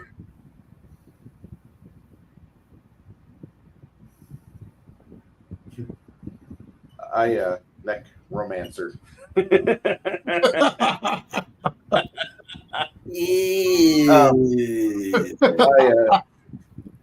can't help it, man. That's fucking great. This is a little bit of a side note, but it kind of goes along with this. I go camping every so often at the place where they filmed Ernest Goes Camping down in Tennessee. And I've been trying to find a person that kind of looks like Ernest so I can put the outfit on him. And so late, like 3 o'clock at night, I can just see him walking around the campsite talking to Vern. You shake your head, Baron, but there's a part of that that's fucking hilarious. I already got a friend who could rig up a golf cart with a controller so it just drives itself. Moving on. Oh, you're no fun. I think it's a great idea. All right, so we'll start with Bruce on this one. Okay. So, what is the role of the undead in a good aligned campaign? Are the spirits willing to aid the living, or are they temporary manifestations created to protect the vulnerable? What role does the undead It all depends on how the undead was raised. Is the undead raised as just dead tissue and flesh, and it ambles around like it was kind of puppeteered because the soul's gone? Or did you raise the skeleton from 200 years ago that was in the Confederate cemetery, and therefore now the soldier is wanting vengeance, and he's like, let's go get him. I can't stand them blues, and he wants to go and finish his job. He wants to go finish the job, literally. And what type of campaign is this? Is it how are you raising the undead? Are you tethering the soul within the spirit, or are you puppeteering it? Okay, that's the big question. I mean, a lot of campaigns I played in with good necromancers, the soul's gone. They make sure the soul's nowhere near the corpse. Oh, he's on another plane. Okay, well, shit. I mean, other than Jacob there, Bruce, how many people have you had in your campaign say, hey, I want to go play with dead things? Well, it's really not my I campaign. catch the reference there, Baron. It's really not my campaign. Jesus. No, I play a necromancer in another game, and I really enjoy the shit out of it. I can't wait to get higher level so I can actually do stuff like craft undead by the tens. Like, all right, we've got our labor force. Cool. Guys, go build me a chair over there, and I'll watch you the rest of the day. Thanks. I want that. I know that sounds lame, but you have to have set your goals small at first. Don't have big goals. Okay. How about Kyle? What is the role of the undead in your campaign? If I'm going to preface this out here, if you did allow it, because you've said it twice now, so I'll go ahead and preface that for you. Are the spirits willing? Are they just temporary manifestations to protect the vulnerable? I think they're they're temporary. They'll only be here for a short period. I think the spirits, under the right situation, would agree to it. I would very much be.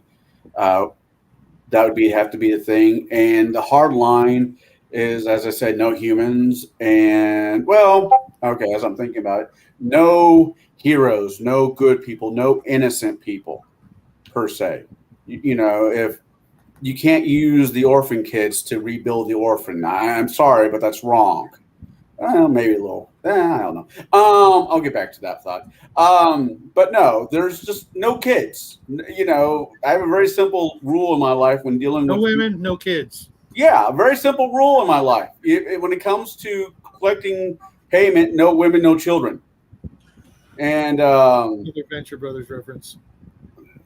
I did not know that. But yeah, the hard line is no innocent. You can't just go, hey, I heard that your kid died last week. You mind if I put him to the workforce?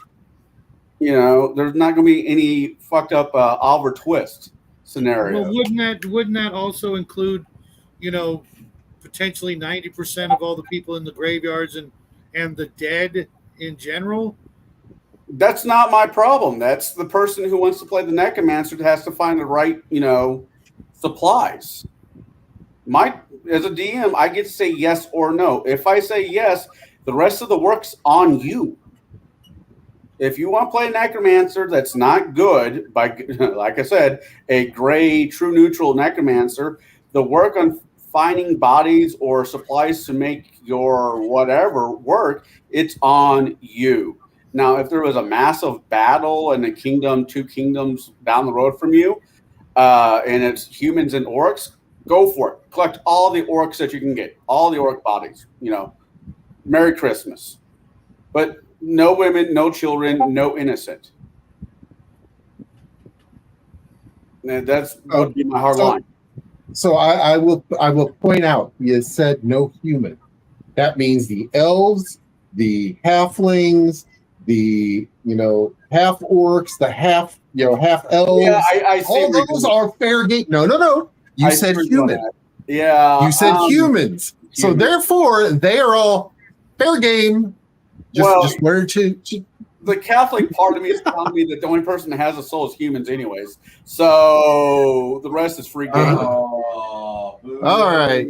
Boo. We'll get away from the Catholic here and move to. Hi. Hold on. I gotta say something that will make Jack happy. So there we go. Okay.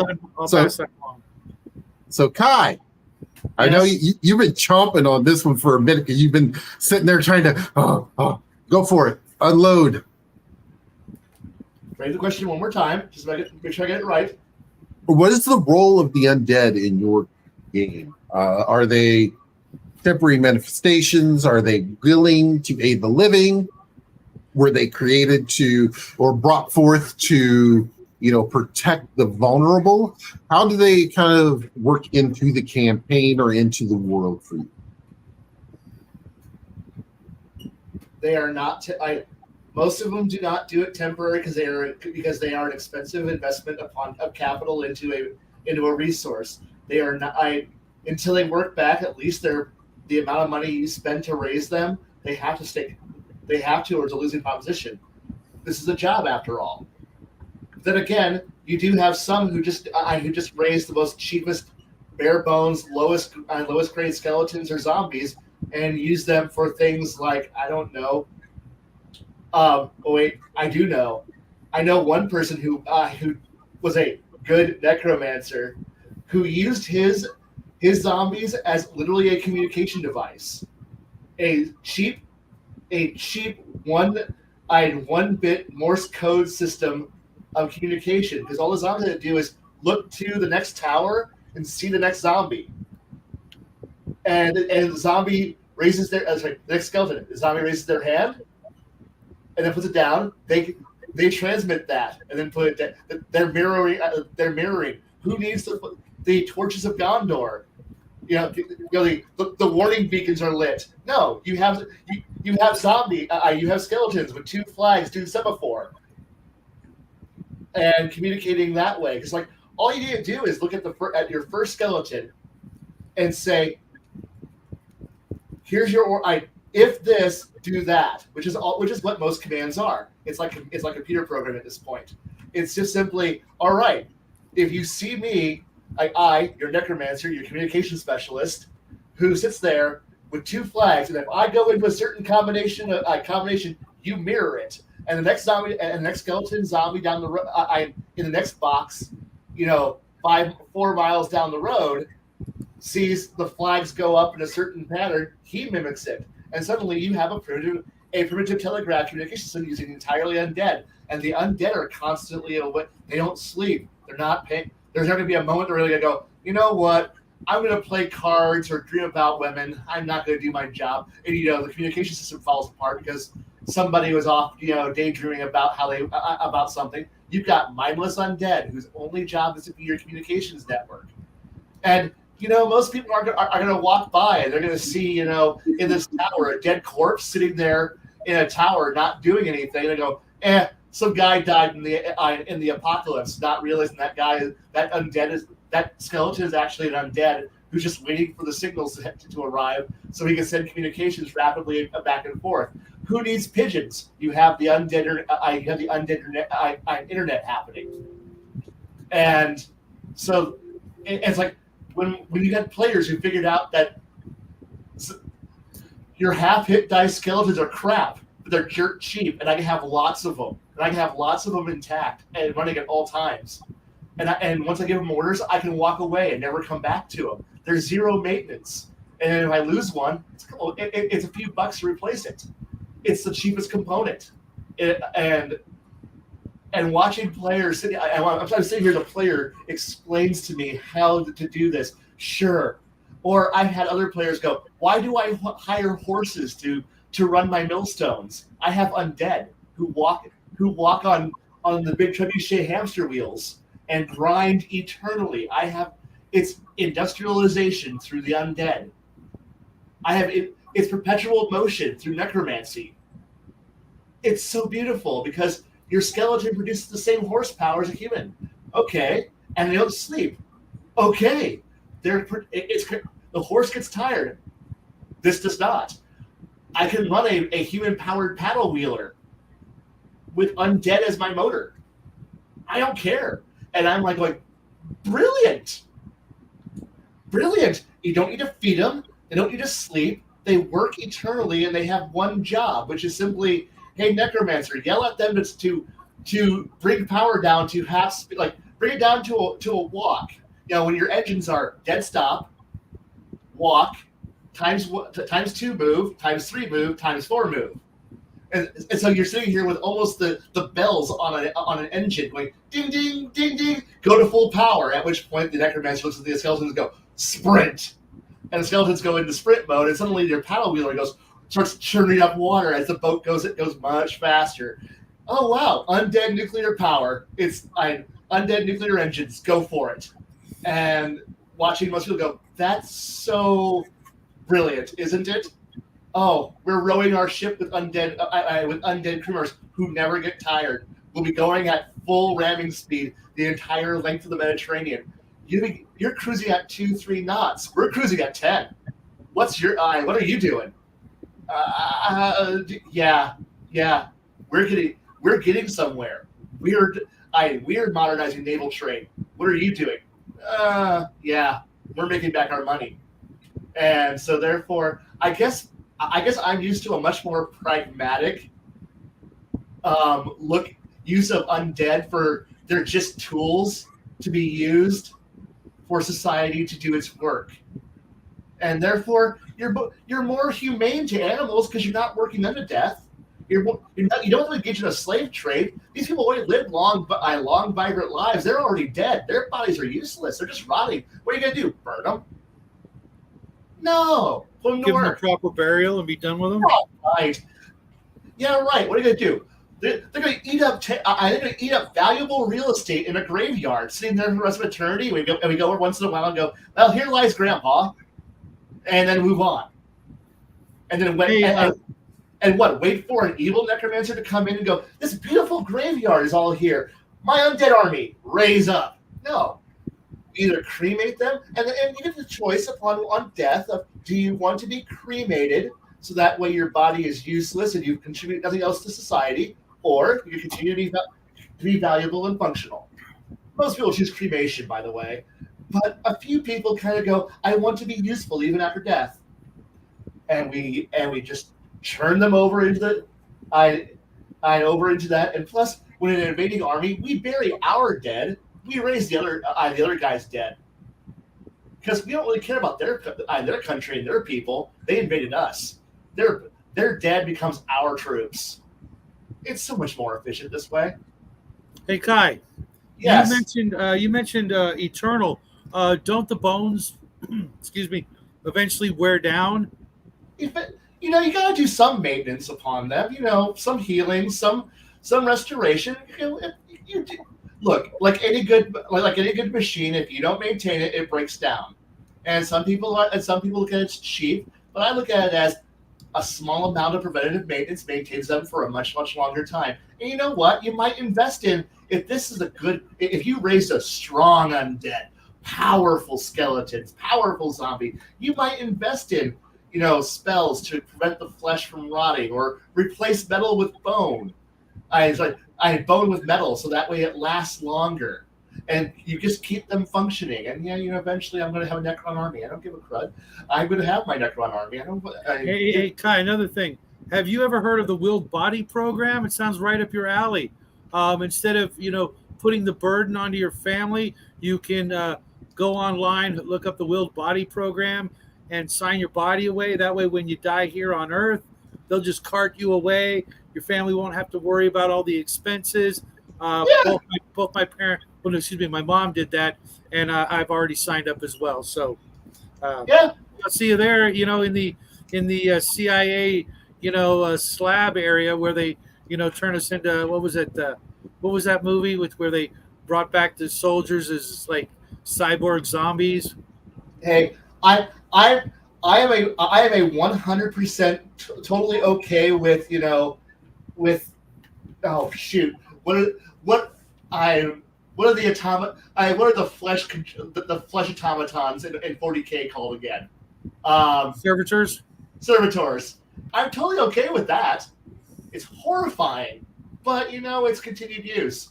They don't have true necromancy, so they use that. I prefer necromancy in fantasy games, but cyber zombies work just as well in more modern senses. I know I'm ethically horrible, but I'll pray for you. Yeah. All right. And last but not least, Shadow. What are the roles of the undead in your games? They are victims. They are abominations, and they are monsters. That's it. Okay. So, no. I'm just, I got to draw the line somewhere, and I've run too many evil campaigns and seen where it's gone. I ran a 25-year-long evil campaign, and I'm pretty sure I still have a crap ton of atoning to do for it. This is the stuff I let my players get away with. Yeah, probably shouldn't have done that. Okay. So that does kind of round out my questions for the night. I am going to take one liberty. Janet, who I don't know if she's still in here or not, and Bruce will be looking at the movie Constantine this Monday. Ooh. So we brought that up, and I was like, "Ooh, that's a good, pigeonhole. Get it in there." And yeah, getting that in there and whatnot. So yeah, the make sure that you do check them out on Monday on Bruce's channel. It was a very good movie. In fact, they're doing a second one, from what I'm hearing. So yeah. So in the spirit of finding out what everyone's got going on, Bruce, besides this Monday with Constantine, what do you got coming up this weekend? Well, actually, that's a good question. I'll be putting Janet's link for her YouTube channel in the chat here in just a minute. But we are doing a shit show tomorrow night, and that's quickly becoming one of my favorite streams to do, because I can drop my political content in my streams with my friends where they don't appreciate political content, and we can save that for Friday night, which she loves political content. And then Saturday, I've got a game over here. Chris is running his campaign where I get to play my Necromancer, and then after that, Kai and I are going to have a discussion. Probably going to talk about domain play in Rogues and how you should always try to strive for that in every campaign, and not fucking quit after 10 sessions. And not pigeon them into a hole where they only get to be cool once every 3 sessions, because that's the only time you ever throw your fucking traps or lock doors at them. Oh, what are you here for? I'm here to stab one guy once every 2 to 4 sessions, and then I get to unlock a door, and the rest of the time I sit here and jerk off because rogues having skills is a bad thing. Rogues doing anything outside of stabbing one person from shadows one time per combat is a bad thing. Rogues doing anything useful is a bad thing. Rogues are just here to be Soviet mine detectors and open doors, because we are shit tier horrible GMs. Blah blah. Fuck you. Hold back. Tell us how you really feel about it. Oh, give me more time. Not Saturday. Check that out on Saturday. Other than that, those are the big things we got coming up Friday, Saturday, and Monday. I might do a paint stream on Sunday afternoon. I don't know yet. We'll see what happens over at LOM's channel, and we'll be, pissing in the wind until then. Duck. Talk to you later. All right, Connell, what do you got coming up this weekend? This weekend. Well, Friday I will be off camera, most likely playing Warhammer Fantasy, which I'm looking forward to. Saturday, as Bruce said, I will be hanging out with him and the other Dead Knights over on his channel, as his buddy and my buddy runs his evil campaign.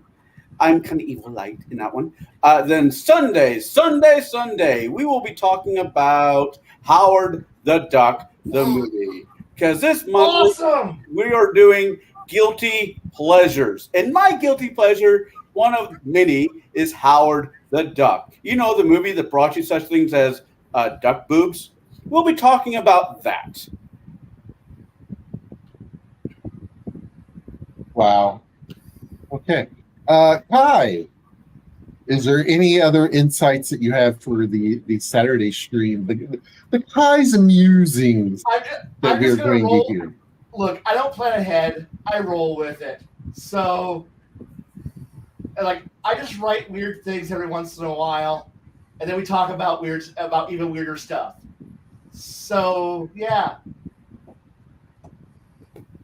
All right, if you want to see some of those weird things that he does right, you can check that out on Bruce's Discord. He has an entire channel dedicated to the things that go through his head, so to speak. Yeah. So and he is, yeah. Uh-oh. Wait, what was this guy?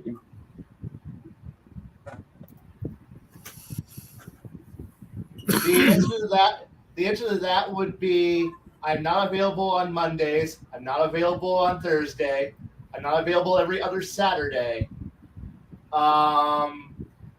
It would have to be after 6 o'clock, and I would prefer to be done about 10 on the days that I'm free, which are not, but everybody else is busy. So I most of the time. So, well, they want to start at ungodly late avocado time, ungodly early avocado time, or ungodly late European time, and I can't make those usually. And I'm definitely not, and I definitely can't do anything on Spider Time, aka Australia. So, No, that's drop bear time. nah, spiders. Most of my Aussie friends are usually spider lovers, so it's all spider lovers. They're all drow. And then, You know Australia's just drow. It's just surface drow, right?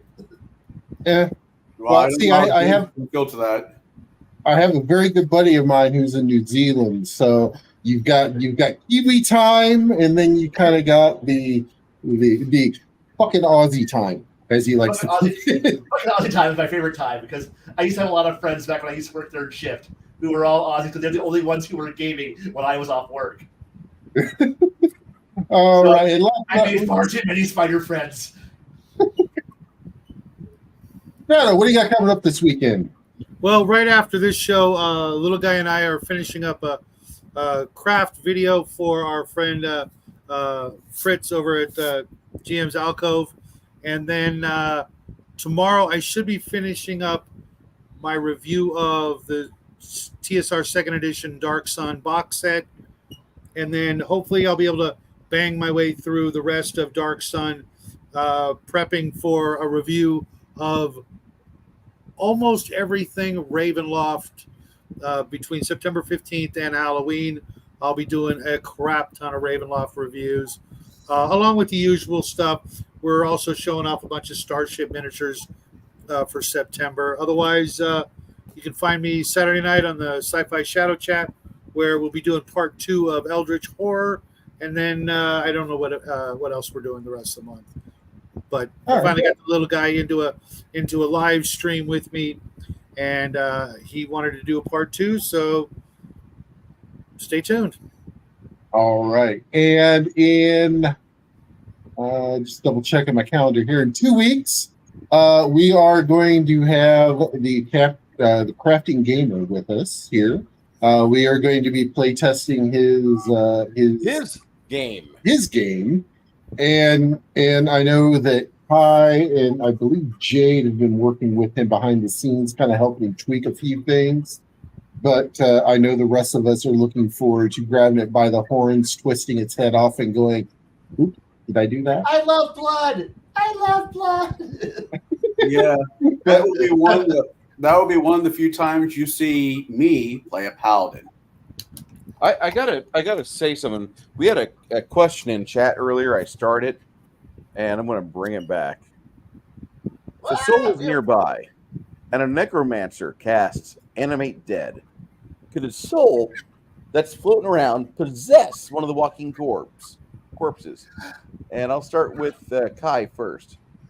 Yes, it's a vessel. It's waiting for a possession. Of course it is. Which only leads to, "Ha! You're done. I'm going to release you, undead." At which point the undead looks at you and goes, "I don't think so, Bob." And Bob goes, "But you're supposed to be mindless undead." I'm sorry, Dave. I can't do that. And then the undead walks off, and then suddenly you're going, "Oh shit! Did I accidentally create an intelligent undead?" As the undead's walking off, double barreling fingers at you as he walks away into the distance. He goes, "I'm going to lose my license, aren't I?"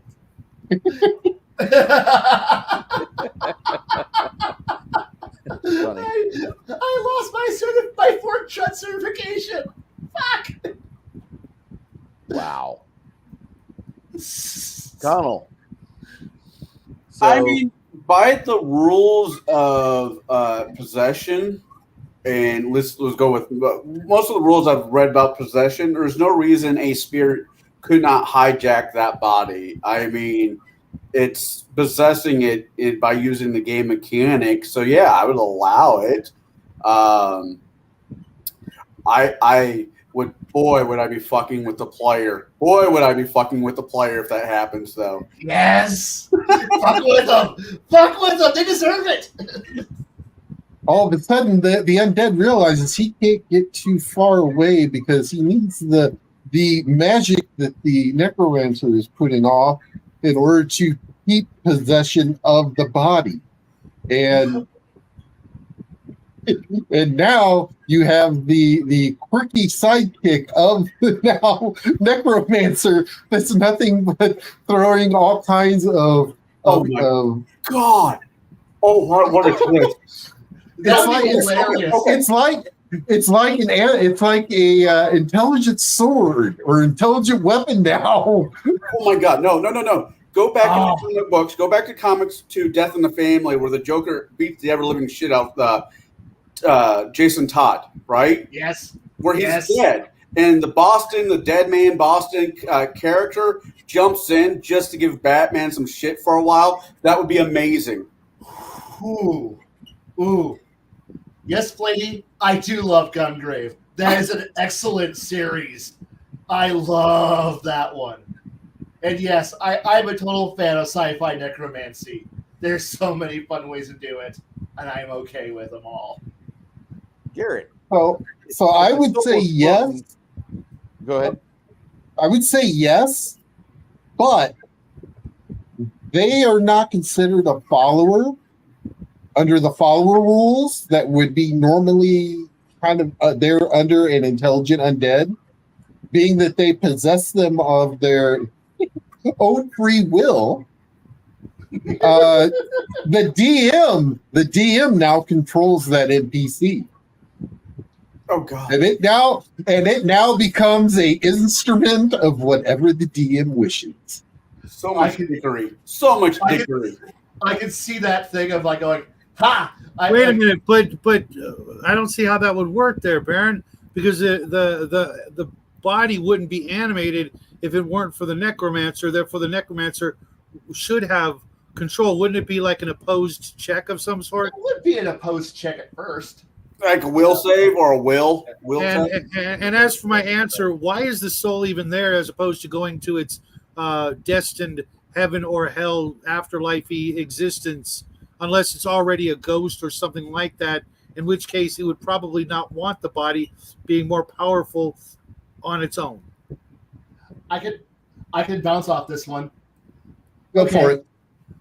If it's a chaotic battlefield where this happens at, some of the souls may not be actually been reaped yet or gone off to their afterlife yet. But they may be confused and wandering around waiting for somebody to shepherd them off to the afterlife, aka last rites, giving them their all the power things. So or dead like me. Yeah, or it could simply be like why would a ghost want to be able to interact with the undead? That's a body because the ghost wants to be able to I like being a ghost. I like this, but I hate the fact that I can't touch anything. I hate the fact that I can pass through everything. I know everything. I can pass. It's great, but I kind of want to be able to manipulate things again. And so temporarily goes, whoop! I'm now in this body. Plus, here's the fun part. You're a happy necromancer, you're Dave the necromancer walking around going, I'm a big dumb necromancer, and then you catch you raise your 15 hit dice for undead who's like, Titanicus, the undead behemoth, and you don't know what ghosts are running around here because most of us who play necromancers don't spend time, prepping the battlefield, looking around to see what ghosts and spirits are in the area. No, we're kind of short-sighted and we're kind of ignorant idiots because our GMs don't help us much. But so, we raise our Titanicus the undead, and then suddenly, the dark king asshole who's been, sitting here in Castle Evilstein, looking at the battlefield from the ruined battlements, guy goes, I want that body, and floats over there and whoop, and you're like, don't worry, there's no major spirits. And all of a sudden, Titanicus, the skeleton turns and goes, thank you for my new body. I shall rule the world now. And then goes walking off. And you're like, and Dave once again goes, oh, motherfucker. This is like the second one.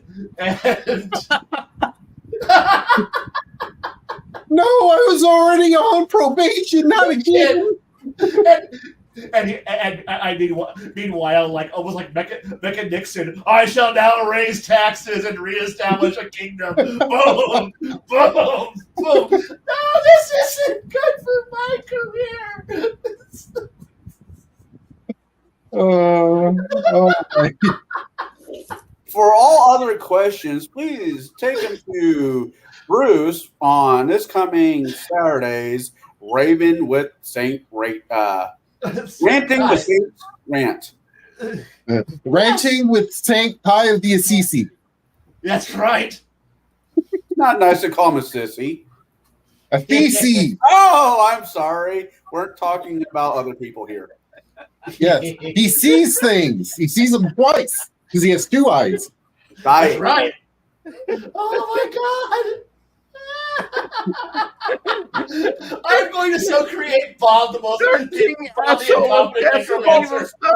Since we're going down this mad hole of what the fuck, is Ash from Evil of Darkness a necromancer because he messed up on the spell and brought back all the You undead? knew the answer when you asked it. Of course he's not.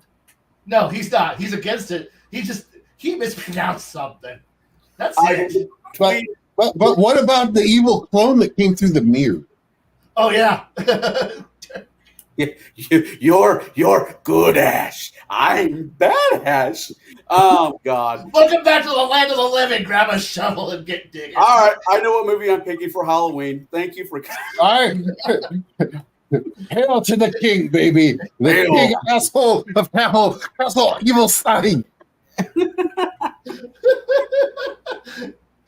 I'm sorry, and of course his unwitting idiot sidekick, Dave the incompetent necromancer. Oh. Remember his What body. did you His know body. before you were a necromancer, Dave? I was an accountant. Why did you raise Titanicus the skeleton? Because I thought I was powerful. But now, unfortunately, Because I could. Unfortunately, now Nixon's being reelected for his third term. Fuck! You will not impeach me again. This body's a necromantic powerhouse. Oh, and Bruce, you said something earlier, and I want to respond to it. I would love to have a political conversation with you any day of the week, online or elsewhere. I don't mind it. What about Jack? No. That is too much. So, It's not that I have a problem with Jack. It's just Or another one for Jack. no. He's just too much Fox and Friends for my taste. here's the thing, Bruce. I think that you should have him on the shit show tomorrow night. I'll ask Janet. I know the start of the show. I'm going to request her just let me have the floor for a little bit because I've got about 5 minutes of Dr. Fauci on the phone confessing to what he did to Rachel Maddow. And I'll give you guys are going to get a little sneak peek. So there I was, Daddy Fauci, and I had Rachel Maddow sitting on my lap. And Okay, that's enough. That's enough of a preview. That's all I needed. That's all I needed. So, guys, thank you very much for joining us. We definitely do appreciate you. We will see you guys next week. Thank you for spending the time. Happy you had. trails. Yes. Take care. And by the way, just another shout out for Keto Simple.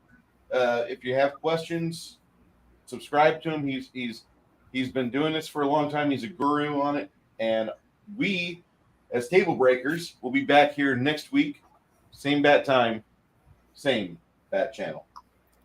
Bye, everybody. Dead things. Don't play with dead things.